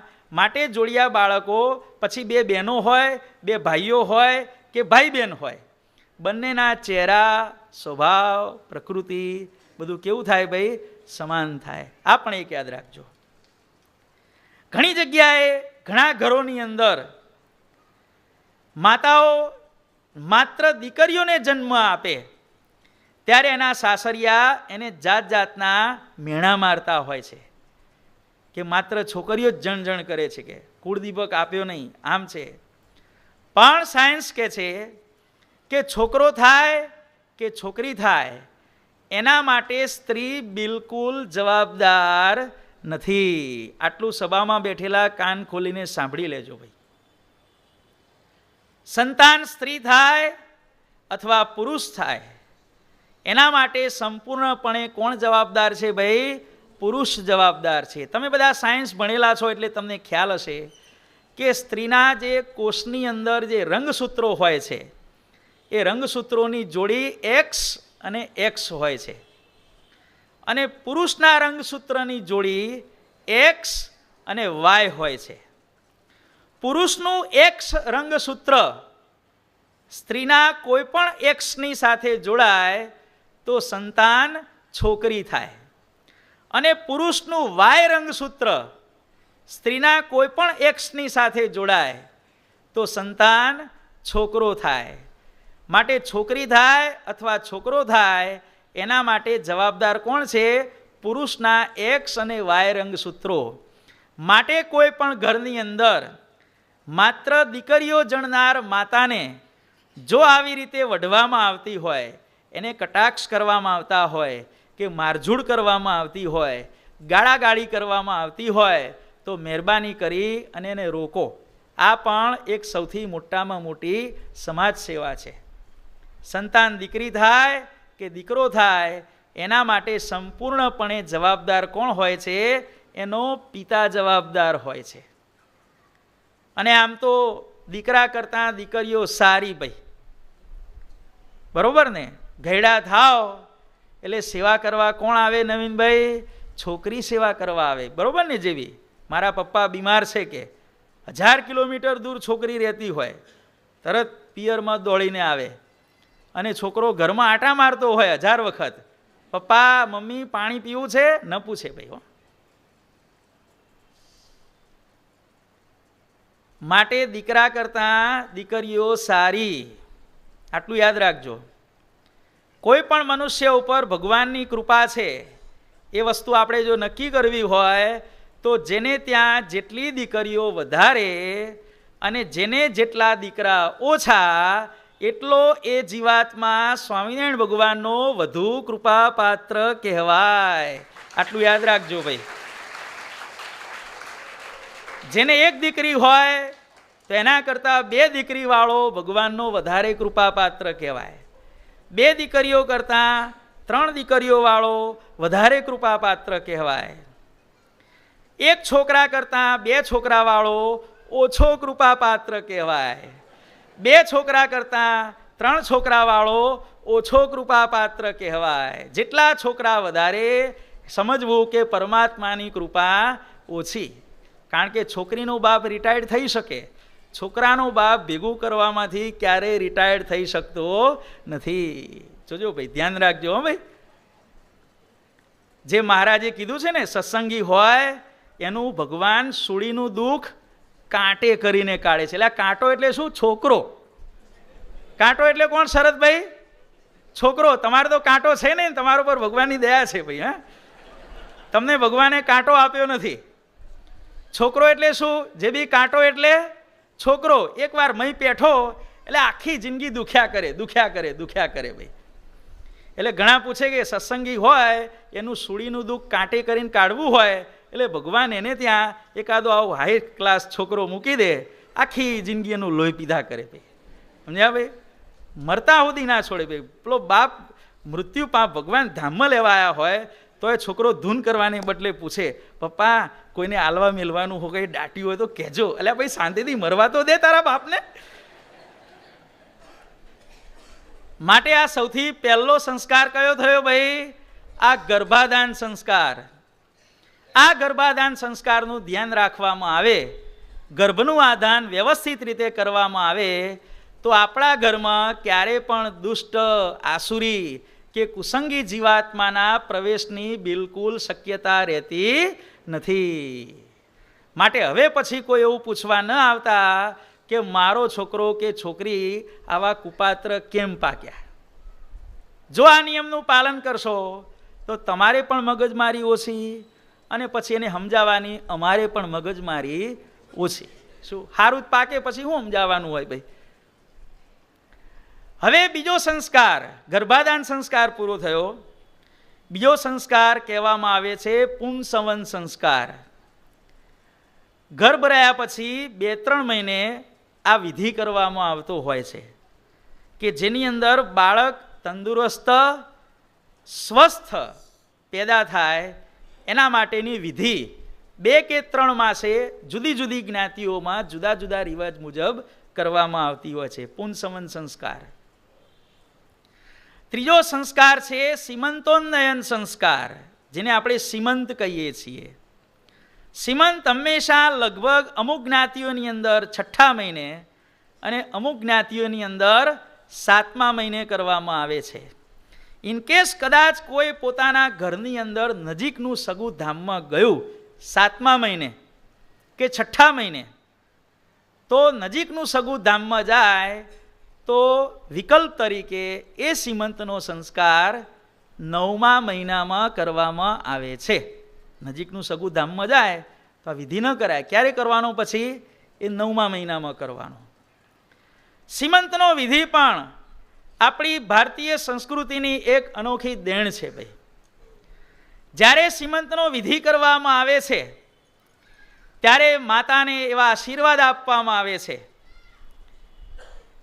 કે હે માતા, તું વીર પુત્રને જન્મ આપ, તું સંસ્કારી પુત્રને જન્મ આપ, તું સ્વસ્થ પુત્રને જન્મ આપ. આવી સુંદર મજાની પ્રાર્થનાઓ જે બ્રાહ્મણ વિધિ કરાવતો હોય એ સંસ્કૃતની શ્લોકની અંદર, એ બધી વિધિઓની અંદર આવા બ્રાહ્મણ એને આશીર્વાદ આપતા હોય છે. સીમંતનો વિધિ કરવામાં આવે ત્યારે એના સગાવાલાઓ બધાય ત્યાં ભેગા થયા હોય.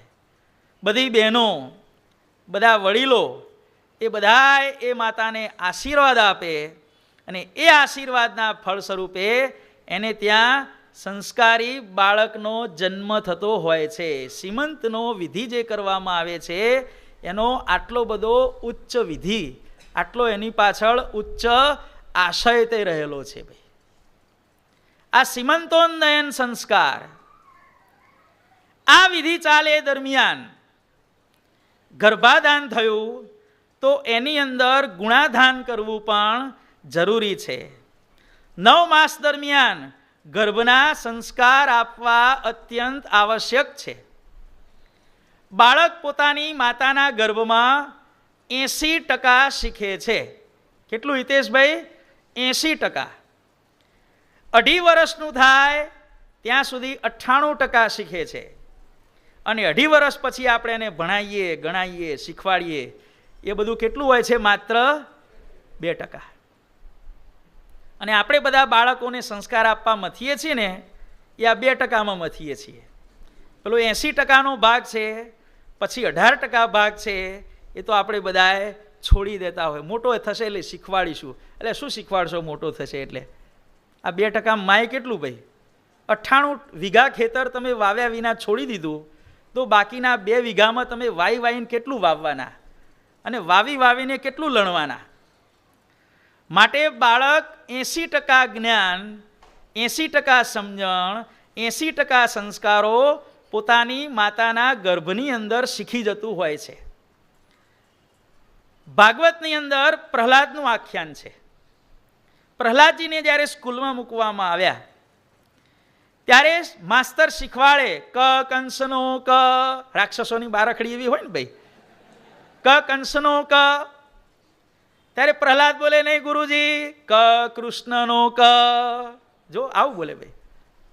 ર રાવણનો ર, નહીં ગુરુજી, ર રામનો ર. ત્યારે બધા બાળકોને નવાઈ લાગી. આજુબાજુ જે બાળકો એના સ્વાધ્યાયીઓ હતા ને, એમણે પ્રહલાદજીને પૂછ્યું કે પ્રહલાદ, તારા પિતા રાક્ષસોના પિતા છે, તારી માતા પણ રાક્ષસી છે, ભગવાન ભજી શકાય એવું કોઈ વાતાવરણ આપણા રાજ્યની અંદર ક્યાંય નથી, તો તારી અંદર આટલી બધી ભગવાનની ભક્તિનો ઉદય કઈ રીતે થયો? ત્યારે પ્રહલાદજી પોતાની વાર્તા કરતા કહે છે કે મિત્રો સાંભળો, તમને કહું, હું જ્યારે મારી માતાના ઉદરમાં ઉછરી રહ્યો હતો ત્યારે મારા પિતા જંગલની અંદર તપ કરવા માટે ગયા હતા, અને એ સમયે ઇન્દ્રએ મારા પિતા વગરની અનાથ નગરી ઉપર દેવોનો સાથ સહકાર લઈ અને આક્રમણ કર્યું. રાક્ષસો થોડું ઘણું લડ્યા, પણ જાજો ભલીવાર આવ્યો નહીં. ઇન્દ્રએ મારી માતાનું અપહરણ કર્યું, હાથ પકડીને પોતાના વાહનમાં બેસાડી દીધી. ઇન્દ્ર સ્વર્ગમાં જતો હતો મારી માતાને લઈને. રસ્તામાં નારદજી મળ્યા. નારદજી ઇન્દ્રને કહે છે કે હે ઇન્દ્ર, એક પારકી સ્ત્રી, પાછી પરણેલી અને પાછી ગર્ભવતી, એનું તું હરણ કરે છે. હે ઇન્દ્ર, તું પાપમાંથી ક્યારે છૂટીશ? આવું ન કરાય, મૂકી દે. ત્યારે ઇન્દ્ર કહે છે કે હે નારદજી, હું ખરાબ હેતુ માટે કે બીજા કોઈ મલિન ઇન્ટેન્શનથી હું આ સ્ત્રીનું અપહરણ નથી કરી રહ્યો, પણ આ સ્ત્રીના ઉદરમાં જે બાળક ઉછરી રહ્યું છે એ જો પુત્ર તરીકે જન્મશે તો હું એનો નાશ કરી અને આ સ્ત્રીને હું આદર સહિત એને પાછી મૂકી આવીશ. મારે અસુરનો વંશવેલો આગળ વધવા દેવો નથી. એક તો ઉપાધિ પડી છે અને પાછી આ બીજી ઉપાધિ થાય. ઇન્દ્રએ આવું જ્યારે કહ્યું ત્યારે નારદજી એને કહે છે કે હે ઇન્દ્ર, આપણે એવું કામ કરીએ કે બાળકની હત્યા પણ ન થાય અને એ બાળકના નિમિત્તે આના પિતાનો નાશ થાય. કે કરવું છે? બોલ. કે ઇન્દ્ર કે તો સારું, ટાઢા પાણીએ મારે ખ જાય, કે એવું કંઈ ઉપાય હોય તો બોલો. કે ત્યારે નારદજી કહે છે કે આ સ્ત્રી તું મને સોંપી દે, કે તું તારે ઘેર જા, હવે તું છૂટો, કે કંઈ પણ થાય મારું નામ દઈ દેજે. કે નારદજી મારી માતાને, કોણ કહે છે? પ્રહલાદ કહે છે, મારી માતાને એમના આશ્રમમાં લઈ ગયા અને સવારના પોરથી રાત્રિના સમય સુધી એને એક જ કામે લગાડી દીધી.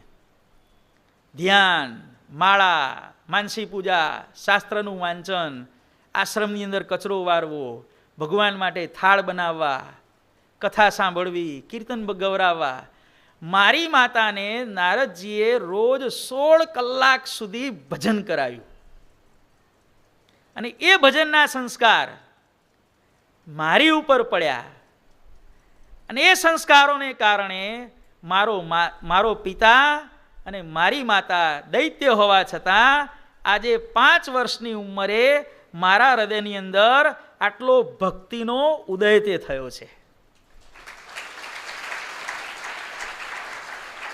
માટે તમારા સમાજની અંદર, તમારા કુટુંબની અંદર, તમારા સગાવાલામાં કોઈ પણ સ્ત્રી પ્રેગ્નન્ટ હોય, તમારી દીકરી, તમારી બેન, તમારી વાઈફ, કે કોઈ તમારી ભાણી ભત્રીજી કે લાગતા વળગતામાં કોઈ પણ સ્ત્રીની તમને ખબર પડે કે આણે ઉદરની અંદર ગર્ભ ધારણ કર્યો છે, એટલે પહેલું પરોપકારનું કામ આ કરજો ભાઈ. એને એટલા સંસ્કાર નાખજો કે બેટા તારે સંસ્કારી સંતાન જોઈએ છે તો આટલું કર. ભગવાનની ભજન ભક્તિ, નિયમ ધર્મમાં એને આખો દિવસ એંગેજ રાખો ભાઈ. કારણ કે ગર્ભ અવસ્થા દરમિયાન જે કાંઈ કરવામાં આવે છે એના સંસ્કારો બાળક ઉપર અવશ્ય પડતા હોય છે.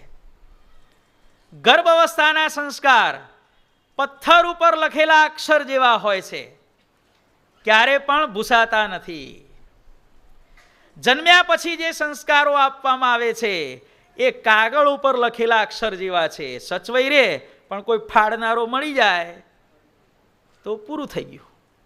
જન્મ્યા પછી જે શીખવાડ્યું એ કાગળ ઉપર લખેલા અક્ષર જેવું, અને બીજે મોટા થયા પછી જે કાંઈ નવી ટ્રેનિંગ આપવામાં આવી એ કેવું છે, રેતી ઉપર લખેલા અક્ષર જેવું, અને મારી કૂટીને જોર જોરથી શીખવાડવામાં આવે એ પાણી ઉપર લખેલા અક્ષર જેવું છે ભાઈ. તરત ભૂસાઈ જાય, લખાતું હોય ને ભૂસાતું જાય. ગુરુ ગયા ગોકળ, ચેલાન થઈને મોકળ. માટે એવી ઈચ્છા હોય કે મારું બાળક સંસ્કારી બને, તો એની તૈયારી બાળક જ્યારે પોતાની માતાના ગર્ભમાં હોય ત્યારથી શરૂ કરો. ગર્ભ અવસ્થા દરમિયાન શું કરવું એના પણ નિયમો કહેવામાં આવેલા છે. ભગવાનનું અડધો કલાક ધ્યાન કરવું, સવાર સાંજ ગમે ત્યારે સમય મળે ધ્યાન કરવું.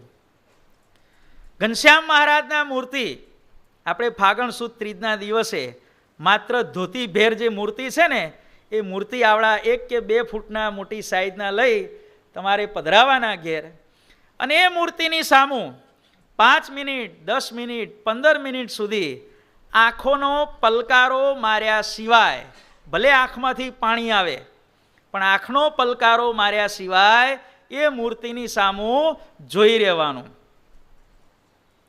જો ભગવાનની મૂર્તિ સામું નજર કરવાની આવી રીતે ટેવ પાડવામાં આવશે તો બાળકને પણ ભગવાનની સામું જોવાની ઈચ્છા થશે. એકી નજરે ભગવાન સામું જોઈ રહેવું, ભગવાનનું દરેક અંગ ધારીને માળા ફેરવવી, ભગવાનની શિખા, સ્વામિનારાયણ સ્વામિનારાયણ, નજર ક્યાં રાખવાની? શિખા ઉપર. એક માળા પૂરી થાય એટલે ભગવાનનું મસ્તક, એની ઉપર જે ભગવાનના કેશ, એક માળા, સ્વામિનારાયણ સ્વામિનારાયણ સ્વામિનારાયણ. ભગવાનનું ભાલ, એક માળા. ભગવાનનું તિલક, એક માળા. ભગવાનનો ચાંદલો, એક માળા. 2 કર્ણ, એની એક માળા. આ પ્રમાણે સાંઈ બાપાએ હરિજ્ઞાનામૃત કાવ્યની અંદર ભગવાનની મૂર્તિના લગભગ 125 પોઈન્ટ કીધેલા છે ભાઈ. કેટલા કીધેલા છે પંડ્યા? 125. શિખા, મસ્તક, ભાલ, તિલક, ચાંદલો, 2 કર્ણ, 2 ભ્રકુટી, 2 નેત્ર, 2 કપોળ, 2 ગાલ, 2 ટીબકડી, નાસિકા, મૂછરેખ, ઉપરનો હોઠ, નીચેનો હોઠ, દાઢીનો ભાગ, કર્ણ, 2 ખભા, છાતીનો ભાગ, 2 સ્તન, પછી વિનગુણ હાર, પછી યજ્ઞોપવીત, કંઠી, પછી ભગવાનનો આ હાથનો કોણી સુધીનો ભાગ, પછી કોણી, જુઓ ભાઈ, પછી કોણીથી નીચે આ કાંડા સુધીનો ભાગ, કાંડું, પછી આ ભાગ, પછી આ ભાગ, પછી આ 10 આંગળીઓ, એ પ્રમાણે આ હાથમાં, જમણા હાથમાં પદ્મનું ચિહ્ન, પછી ઉદર, નાભી, ત્રિવડી, કટી, કટી ઉપર વળી પાછી ધોતી, વળી પાછો ચરણનો ઢીંચણ સુધીનો ભાગ, વળી પાછા 2 ઢીંચણ, ઢીંચણથી નીચેનો ભાગ, પછી 4 જે પિંડીઓ જે કહેવાય છે એ, પછી પગનો પોંચાવાળો ભાગ, પછી આ બાજુ પાનીનો ભાગ, પછી આ 4 ઘૂંટીઓ, બરાબર, 10 આંગળી, એની અંદર રહેલા આ 16 ચિહ્નો, આ બધો તમે સરવાળો કરશો ને, અમુક આ રીતે ગણે, અમુક આ રીતે ગણે છે, પછી ચરણની 10 આંગળીઓ, આ બધો સરવાળો કરશો એટલે લમસમ 115, 20, તમે પછી જે રીતે ગણતા હોય તે 120ની આજુબાજુ સરવાળો થશે. આવી રીતે 120 માળાઓ પ્રેગ્નન્સીની અંદર તમારા ઘરમાં કોઈ પણ સ્ત્રી હોય તો એને ગમે તેમ કરીને ફેરવાવો. આટલું કરશે ને એટલે એ બાળકને એના જીવનકાળ દરમિયાન છતી દેહે મૂર્તિનો સાક્ષાત્કાર અવશ્ય થશે ને થશે. આટલું કરાવજો ભાઈ, હો, ધ્યાન કરાવજો. ભગવાનની મૂર્તિ સામું એકાગ્ર ચિત્તે જોઈ રહેવું, આંખને બ્લિંક કર્યા સિવાય. ત્યાર પછી રસોઈ કરવાની થાય ત્યારે રસોઈ પણ ભગવાનની સ્મૃતિપૂર્વક બનાવવી. દાળ હલાવે ત્યારે ચમચાથી આમ સ્વામિનારાયણ સ્વામિનારાયણ ટેવ પડાવો ભાઈ, સ્વામિનારાયણ સ્વામિનારાયણ. આમ ખાલી ચમચો નહીં હલાવવાનો, સ્વામિનારાયણ સ્વામિનારાયણ સ્વામિનારાયણ સ્વામિનારાયણ. રોટલી વણે ત્યારે સ્વામિનારાયણ સ્વામિનારાયણ સ્વામિનારાયણ સ્વામિનારાયણ સ્વામિનારાયણ. ભગવાનની સ્મૃતિપૂર્વક રસોઈ કરવામાં આવે તો પણ એના સંસ્કારો બાળક ઉપર અવશ્ય પડતા હોય છે. આ રીતે એની જોડે રસોઈનું કામ કરાવો. સ્મૃતિપૂર્વક રસોઈ. વઘાર કરે, રાઈ નાખે ત્યારે સ્વામિનારાયણ, જીરું નાખે સ્વામિનારાયણ, હળદર મરચું નાખે સ્વામિનારાયણ, શાક નાખે સ્વામિનારાયણ, ઊંચું નીચું કરે સ્વામિનારાયણ. જુઓ ભાઈ, ક્રિયા બધી કરવાની છૂટી છે પણ ભગવાનને ભેગા રાખીને. આ રીતે રસોઈ કરાવો. જમતી વખતે એટલું અનુસંધાન રાખો કે જ્યારે ગર્ભવતી સ્ત્રી જમવા બેસે જે રીતે ફાવે તે રીતે, કાં તો એવું ધ્યાન કરે કે હું રોટલી શાક ભગવાનને જમાડું છું, એવું ધ્યાન કરતાં કરતાં પોતે જમે. આ રીતે ફાવે તો આ રીતે. બીજી રીતે કે ઘનશ્યામ મહારાજ મારી બાજુમાં બેઠા છે અને રોટલીને શાક લઈ પોતાના હાથમાં લઈ ભગવાન મને જમાડે છે. આવી રીતે મૂર્તિ ધારતા ધારતા ગર્ભવતી સ્ત્રીને જમવાની ટેવ પાડો ભાઈ. આવું ટેવ પાડશો ને બાળક ઉપર તમે જોજો જબરજસ્ત સંસ્કાર પડશે ભાઈ.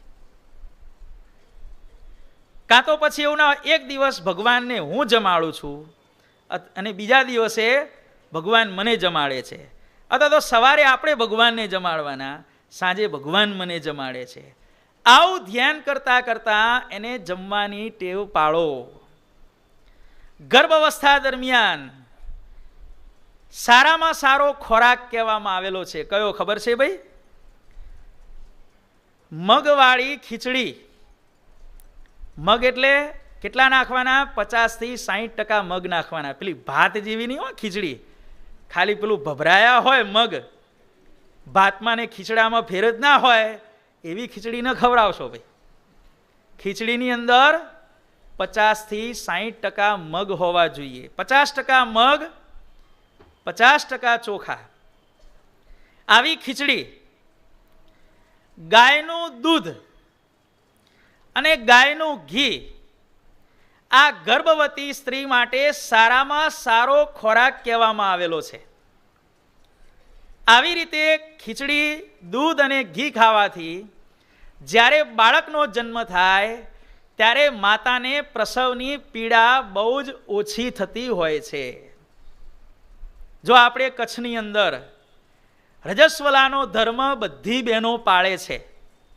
આપણે જે ગર્ભાધાનની સંસ્કારની વાત સાંભળી તો કચ્છની અંદર આજની તારીખમાં પણ બધી સત્સંગી બહેનો, પછી ભલે નાયરોબી રહેતી હોય, લંડન રહેતી હોય કે કચ્છમાં રહેતી હોય, બધી બહેનો આજે રજસ્વલાનો ધર્મ પાળે છે.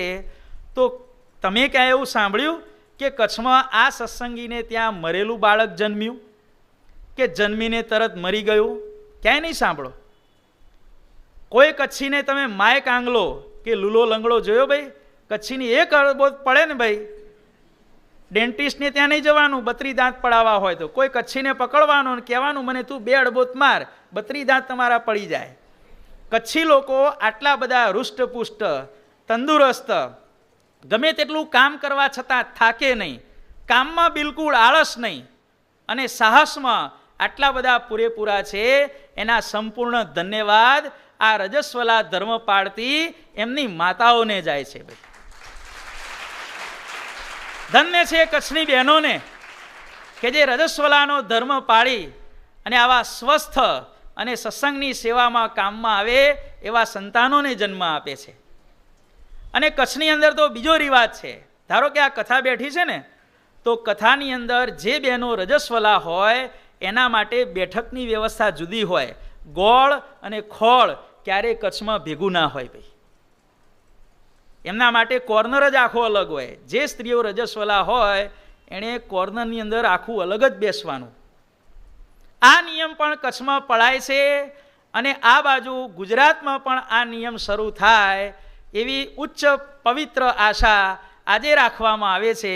અને એ આશા તમે બધા પૂરી કરશો એવી મંગલ કામના અમે તમારી જોડે સેવીએ છીએ. ભાઈ કથાની અંદર રજસ્વલા બહેનોએ અલગ બેસવાનું. આ નિયમ આજે પણ કચ્છની અંદર, લંડનની અંદર, બોલ્ટનની અંદર અને નાયરોબીની અંદર આજે પણ આ નિયમ પળાય છે. પાળો નિયમ ભાઈ. જેટલા નિયમો વધારે પાળીશું ને એટલો આપણને વધારે ફાયદો થશે. ગર્ભવતી સ્ત્રી હોય એણે સારામાં સારો ખોરાક અડધા મગવાળી ખીચડી, ગાયનું દૂધ અને ગાયનું ઘી. ઘી બને તેટલું વધારે ખીચડીની અંદર ફાવે એ પ્રમાણે. ખૂબ સારો ખોરાક છે. ગર્ભવતી સ્ત્રીએ ક્યારે પણ બપૈયું નહીં ખાવાનું ભાઈ. કારણ કે બપૈયું છે ને એનાથી ઘણીવાર સ્ત્રીઓને મિસકેરેજ, ગર્ભપાત થઈ જતો હોય છે. ખાસ ધ્યાન રાખજો ભાઈ. ઘણી વખતે શું બને ખબર છે? કોઈ પૈસાદાર કુટુંબ હોય, દંપતી હોય, અને 20-25 વર્ષે એને ત્યાં લગ્ન પછી ઘોડિયું બંધાવવાનું હોય, ભગવાનની કૃપા થાય તો એના સગાવાલાઓ, મારાવાલા શું કરે ખબર છે? એ સ્ત્રીનું બાળક પડાવવા માટે બજારની અંદર પેલો કેરીનો રસ મળે ને, એની અંદર પપૈયાને ગ્રાઇન્ડ કરી અને બપૈયાના મિક્સવાળો કેરીનો રસ એ સ્ત્રીને ખવડાવી દે એટલે એનો ગર્ભપાત થઈ જાય. ભાઈ આવી પણ પોલિટિક્સ, કાવતરા આજે કેટલાક કુટુંબમાં ચાલતા હોય છે. માટે ધ્યાન રાખજો ભાઈ. બપૈયું અને એ બપૈયું નાખ્યું હોય એવો કેરીનો બજારનો રસ ક્યારે પણ તમારી ગર્ભવતી સ્ત્રીને ખવડાવશો નહીં.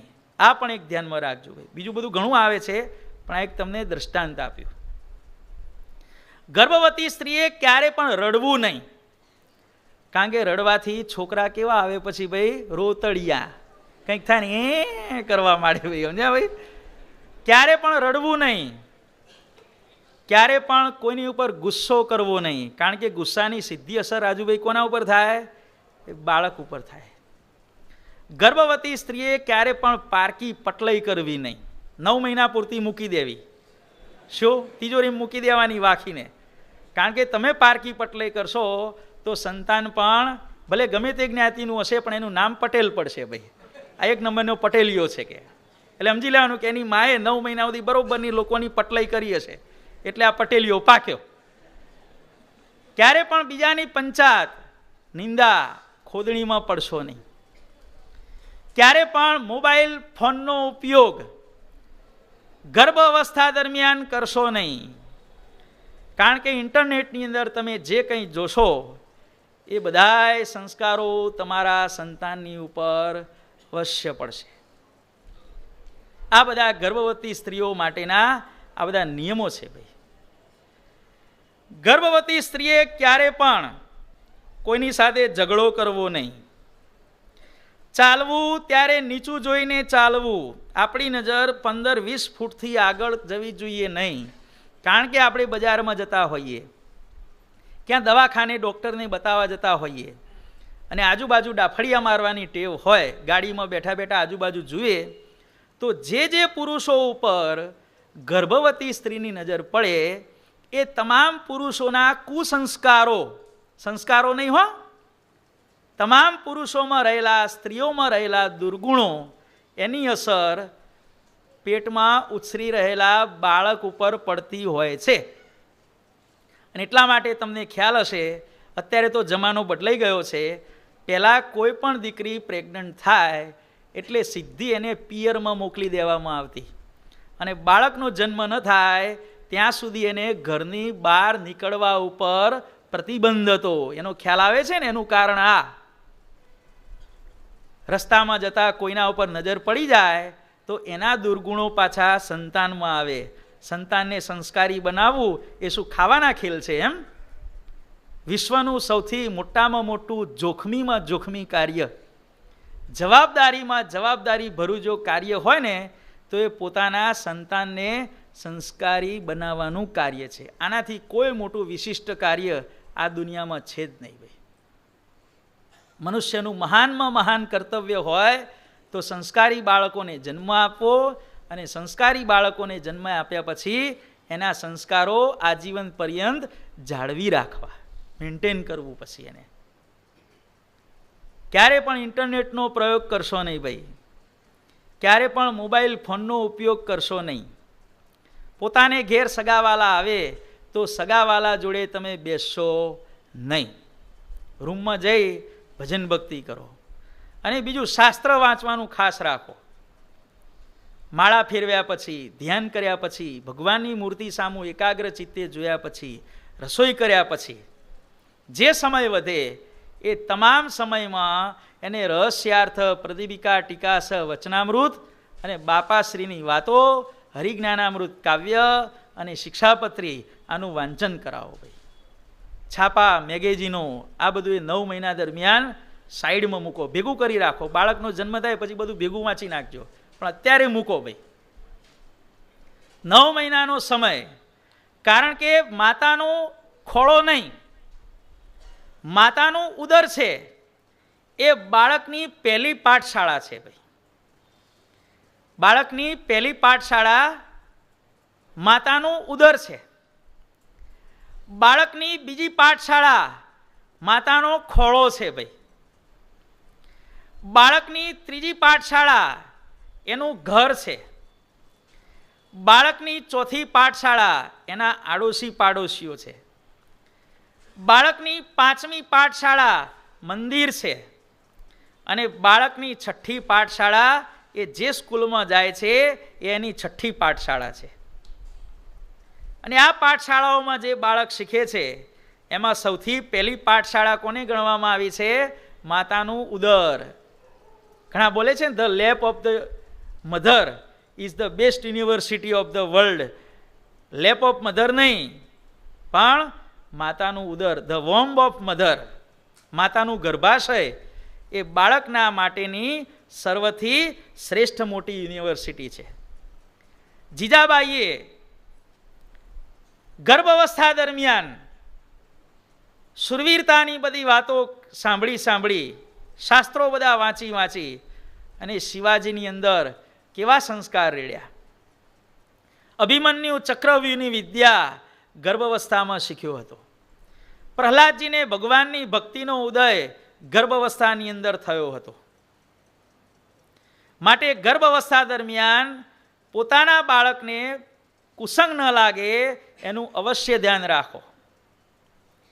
ગર્ભવતી માતાઓને એટલી અપીલ કરવામાં આવે છે આજે કે તમને જેટલી ઈચ્છા હોય કે મારો બાળક આટલો સારો પાકવો જોઈએ, તો એનાથી 10 ગણું આચરણ કરશો ને ત્યારે બાળક એટલો સારો થશે. જો તમને એવી ઈચ્છા હોય કે મારો બાળક 10 માળા ફેરવે, તો તમારે મા બાપે રોજ કેટલી ફેરવવી પડશે? તમે 100 માળા ફેરવશો ત્યારે તમારો છોકરો કે છોકરી 10 માળા કરશે.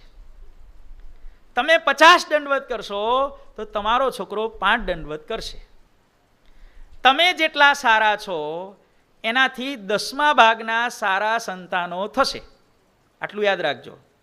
અને તમારામાં જેટલી ખરાબીઓ છે એનાથી 10 ગણી ખરાબીઓ તમારા સંતાનમાં આવશે.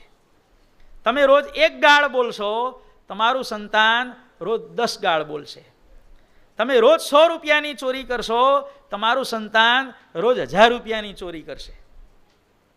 એટલે તમે તમારા મગજની અંદર જે ટાર્ગેટ રાખ્યો હોય કે મારું સંતાન આટલું પાવરફુલ થવું જોઈએ, મારું સંતાન આટલું સંસ્કારી થવું જોઈએ, તો એના કરતાં 10 ગણા સંસ્કારી વધુ મા બાપ બનશે, ત્યારે એના મનનો ટાર્ગેટ પૂરો થશે. તમે રોજ 10 વખત મંદિરમાં આવશો, ત્યારે તમારું સંતાન મંદિરમાં 1 વાર આવશે. તમે અઠવાડિયામાં 10 વાર આવશો, તો અઠવાડિયામાં 1 જ વાર આવશે. આ પ્રમાણેનું ગણિત છે, એને ધ્યાનમાં રાખી અને તમારે જે નિર્ણય લેવો હોય એ નિર્ણય લેજો ભાઈ. માટે ગર્ભવતી સ્ત્રીએ આટલી બધી એની કેર કરવી જોઈએ. આવું કોણ કહે છે? આપણા 16 સંસ્કાર પ્રવર્તાવનારા ઋષિમુનિઓ કહે છે. અને હવે આગળનો સંસ્કાર આપણે જોઈએ, જે અહીંયા ધર્મદેવે જાતાખ્ય સંસ્કૃતિ, જાતક સંસ્કાર જે કરવામાં આવે છે. બાળકનો જન્મ થાય પછી એના જાતક સંસ્કાર કરવામાં આવે છે. જાતક સંસ્કાર કરતી વખતે મંત્ર ભણવામાં આવે છે કે હે બેટા, હે દીકરી, પુત્ર જન્મ્યો હોય તો હે પુત્ર, પુત્રી જન્મી હોય તો હે પુત્રી, તું દીર્ઘાયુ થા, તારી આવરદા લાંબી થાય. પેલી આ ભાવના કરવામાં આવે છે. બીજી ભાવના કરવામાં આવે છે, હે બેટા, તું પથ્થર જેવો વિલ પાવર વાળો થા. 2 કે 3 ટનનો પથ્થર હોય, અડધો જમીનમાં ને અડધો જમીનની બહાર, એને કોઈ હલાવી શકે? ન હલાવી શકે. એને કોઈ તોડી શકે? એને કોઈ ફોડી શકે? ભાઈ, ન હલાવી શકે, ન કોઈ તોડી શકે, ન કોઈ ફોડી શકે. હે બેટા, તું પથ્થરની મોટી શિલા જેવો દ્રઢ મનોબળ વાળો થા. તારું મનોબળ પથ્થરની મોટી શિલા જેવું તારું દ્રઢ થાય. હે બેટા, તું મોટો થઈ અને પરશુ જેવો થા. અર્થાત ફરસી વડે જેમ પરશુરામે શત્રુઓનો સંહાર કર્યો, એમ તું તારી અંદર રહેલા કુસંગ સ્વભાવ અને દુર્ગુણોનો સંહાર કરનારો થા. હે બેટા, તું સોના જેવો તેજસ્વી થા અને સ્વચ્છ નિર્મળ પાણી જેવા ચારિત્ર્ય વાળો થા. આવી ગયા ને ભાઈ બધા ગુણ? બાકી રહ્યું ભાઈ?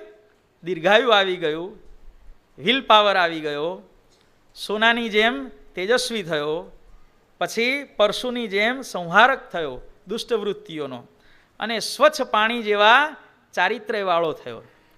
આવા મંત્રો બોલી અને આવી ભાવના આપણી ભારતીય સંસ્કૃતિમાં કરવામાં આવે છે. અને જ્યારે જાતક સંસ્કાર કરવામાં આવે છે, ત્યારે બાળકને ઘી અને મધ બંને ભેગા કરી અને એને સોનાની સળી વડે બરોબર ઘસવામાં આવે છે. સળી પણ ભેગી ઘસાવી જોઈએ. ઘી અને મધ ભેગા કરવાના, એને સોનાની સળીથી 10, 15, 20 મિનિટ સુધી આમ ઘસ ઘસ ઘસ ઘસ ઘસ કરવાનું. અને એવું ઘી અને મધ બાળકને જન્મ સમયે ચટાડવામાં આવે છે. શા માટે? એનું પણ કારણ કે છે. સોનું છે, જે સોનું ગજતા સોનાની રજ જે ઘી અને મધની અંદર ભળી હોય, એ સોનાને કારણે બાળકની અંદર રહેલા ગેસનો નાશ થાય છે. સોનું છે એ વાયુનાશક છે. સોનાને કારણે બાળકની યુરિનરી સિસ્ટમ, જે મૂત્રની કિડનીની જે સિસ્ટમ છે, એ આખી એક્ટિવેટ થાય છે. અને સોનાને કારણે બાળકનું બ્લડ પ્રેશર છે એ પણ નોર્મલ રહે છે. આજે પણ ડૉક્ટરો કહે છે કે જે વ્યક્તિઓ સોનાની વીંટીઓ પહેરે છે એને બ્લડ પ્રેશરનો પ્રોબ્લેમ હંમેશા બીજા કરતાં ઓછો હોય છે. સોનું છે ને બ્લડ પ્રેશરને, બીપીને કંટ્રોલ કરે છે. ભાઈ, આ સોનાનો ફાયદો છે. પછી ઘીનો શું ફાયદો? ઘી છે એ રેચક છે. ગર્ભ અવસ્થાની અંદર બાળકના શરીરમાં જે મળ જામ્યો હોય, એ મળ આ ઘી પીવડાવવાથી એને તરત જ એનો ખુલાસો થાય છે. ઘી છે એ બળવર્ધક છે. બાળકને બળ આપવાનું કામ કરે છે, રેચક છે, બળવર્ધક છે, અને બાળકનું બોડીનું ટેમ્પરેચર છે એને કંટ્રોલ કરે છે. વધતું હોય તો ઘટાડે છે, ઘટેલું હોય તો એને વધારવાનું કામ કોણ કરે છે? આ ઘી કરે છે. અને ત્યાર પછી મધ. મધ છે એ પાચક છે. લાળ છૂટે, મધલાળ છૂટી આપણે આવે છે ને ભાઈ, કે ભાઈ કરોડો રૂપિયા જોયા એટલે આને લોભ જાગ્યો અને એને મધલાળ જાગી. મધલાળ એવો પણ શબ્દ વાપરવામાં આવે છે આપણા ગુજરાતી ભાષાના રૂઢિપ્રયોગમાં, કે 50 કિલો સોનું જોયું અને ભાઈને શું છૂટ્યું મોઢાની અંદર? લાળ છૂટી. એમ નહીં, મધલાળ છૂટી.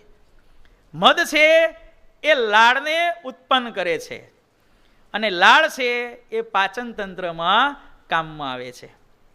બાળકનું પાચન તંત્ર મધને લીધે એક્ટિવેટ થાય છે, અને મધ છે એ કફનો નાશ કરે છે. ભાઈ આ રીતે વાત, પિત્ત અને કફ ત્રણેય દોષોનો નાશ કરવા માટે બાળકને સોનાની સળીથી ઘસેલું ઘી અને મધ બાળકને ચટાડવામાં આવે છે, અને એ બાળક પૂર્વે કયા જે 5 ગુણો વાળો થાય આવી ભાવના કરવામાં આવે છે. અને હવે છેલ્લે આપણે 5 મિનિટ માટે જોઈ લઈએ કે બાળકનો જન્મ થાય એટલે હંમેશા માતાએ પોતાના બાળકને સ્તનપાન કરાવવું. બાળકને માટે સારામાં સારો ખોરાક કયો કહેવામાં આવ્યો છે હિતેશભાઈ? પોતાની માતાનું દૂધ સારામાં સારો ખોરાક છે, અને એ જ્યાં સુધી આપવામાં આવે ત્યાં સુધી બાળકને બીજા ખોરાકની જરૂર પડતી નથી. અને કદાચ તમને વાત વધારે પડતી લાગશે, પણ ઘરડા હરિભક્તો જોડેથી, ઘરડા સજ્જનો જોડેથી સાંભળ્યું છે કે કયો છોકરો મા બાપની સેવા કરે. જો માતાઓએ શીખવા જેવું છે. કયો છોકરો મા બાપની સેવા કરે, એની માની સેવા કરે. તો જે છોકરાને યાદ હોય કે હું મારી માતાને નાનો હતો ત્યારે ધાવતો હતો, આવું જે છોકરાને યાદ હોય એ છોકરો મોટો થઈને ઘરડા મા બાપની સેવા કરે. અત્યારે તો 4 મહિના ને 6 મહિનામાં બધું મુકાવી દેવામાં આવે છે, એ બિલકુલ અયોગ્ય છે. ભાઈ જ્યાં સુધી દૂધ આવે ત્યાં સુધી બાળકને ધવડાવો. અને એનું પ્રૂફ તમને આપીએ. ઘનશ્યામ મહારાજનો 3 વર્ષે જ્યારે ચૌલ સંસ્કાર વિધિ કરવામાં આવ્યો, અને એ વખતે જ્યારે કાળીદત્તનો વધ કર્યો ભગવાને, ત્યારે ધર્મદેવની 12 પત્નીઓ ભગવાનને સ્તનપાન કરાવવા માટે આવી, અને ભગવાને 12 રૂપ ધારણ કરી અને પોતાની 12 માતાઓની અભિલાષા પૂરી કરી. એ સમયે ઘનશ્યામ મહારાજની ઉંમર પૂરા 3 વર્ષ હતી. ભાઈ આ તમને પ્રૂફ આપીએ છીએ. કોઈ પ્રૂફ શું? What is proof? તો this is proof. Ghanshyam Maharaj અને પછી ભક્તિ માતાએ પણ ઘનશ્યામ પ્રભુને 3 વર્ષની ઉંમરે સ્તનપાન કરાવ્યું.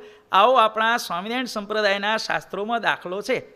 હવે 3 વર્ષે બાળક માતાને ધાવ્યો હોય તો એને યાદ તો હોય ને ભાઈ, કે હું મારી માતાને ધાવીને મોટો થયો છું. જે બાળકને એવું યાદ હોય કે હું મારી માતાને ધાવીને મોટો થયો છું, એ બાળક મોટો થઈને સેવા કરે.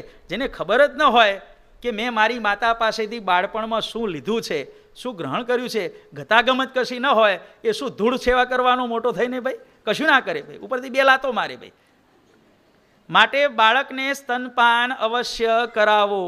ઘણીવાર તો શું હોય, નાના બાળકનો જન્મ થયો હોય ને તો ઘણીવાર માતા એક સ્તનમાં નાના બાળકને ધવરાવતી હોય, અને પેલો મોટો છોકરો 3-4 વર્ષનો થયો હોય ને એને પણ ધવડાવતી હોય છે. આવી પણ ઉદાર સ્વભાવની માતાઓ આપણી ભારતીય સંસ્કૃતિમાં છે. અને સ્તનપાન કરાવવા વિશે કેટલીક ગેરમાન્યતાઓ છે કે ભાઈ બાળકને બહુ સ્તનપાન કરાવીએ તો ઘડપણ જલ્દી આવે, કે પોતાનું રૂપ, જેને તમે અત્યારે જુવાનિયાઓ ફિગર કહો છો, અમારું ફિગર બગડી જાય, ઘડપણ જલ્દી આવે, યુવાની જલ્દી નાશ થઈ જાય, રૂપ બગડી જાય. આ બધી માન્યતાઓ પૂરેપૂરી ખોટી છે, ભ્રામક માન્યતાઓ છે. ભાઈ અને તમે જુઓ છો ને અત્યારે સ્ત્રીઓની અંદર એક મોટો જબરજસ્ત રોગ નીકળ્યો છે. કયો છે નવીનભાઈ ખબર છે? સ્તનનું કેન્સર. સ્તનની અંદર ગાંઠ થાય અને ઘણીવાર ઓપરેશન કરીને આખું સ્તન કઢાવી નાખવું પડે. આનું કારણ શું છે ટીનાભાઈ ખબર છે ને? જે માતાએ બાળકને બરોબર સ્તનપાન કરાવ્યું ન હોય એ બધું પછી અંદર પોઈઝન થાય, એની ગાંઠ થાય, અને પછી એને કઢાવી નાખવું પડે. માટે બાળકને સ્તનપાન કરાવો કરાવો અને કરાવો ભાઈ. તો આ પ્રમાણે આપણે આ ચારેક સંસ્કારોની વાત થઈ. જીવન પ્રાણ સ્વામી બાપા સ્વામિનારાયણ ભગવાનનું આપણે જીવન ચરિત્ર વાંચીએ છીએ, એની અંદર બધા ક્રમશઃ જેમ જેમ ભગવાનને સંસ્કારો થતા જાય છે એની વાત આપણે ક્રમશઃ કરતા જઈશું. અને વર્તમાન કાળે આપણા પરમ પૂજ્ય આચાર્ય સ્વામીશ્રી પણ એમના આશીર્વાદની અંદર સંસ્કારોનું આપણને મહત્ત્વ વારંવાર સમજાવે છે કે સંસ્કાર વગરનો મનુષ્ય કેવો છે? નાક વગરનો કહેવામાં આવે છે. માટે જીવનમાં સંસ્કાર તો અવશ્ય મેળવવા. બોલો અક્ષરધામના અધિપતિ સ્વામિનારાયણ બાપાની જય.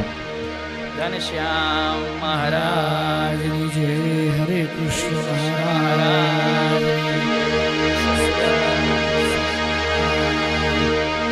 બાપા શ્રી જય. સદગુરુ શ્રી જય. સ્વામિનારાયણ ગાંધીનાથાચાર્ય ધર્મ ધર્મ સનાતન ધર્મ સમ્રાટ પરમ કલ્યાણકારી જીવન પ્રાણ સ્વામી બાપાની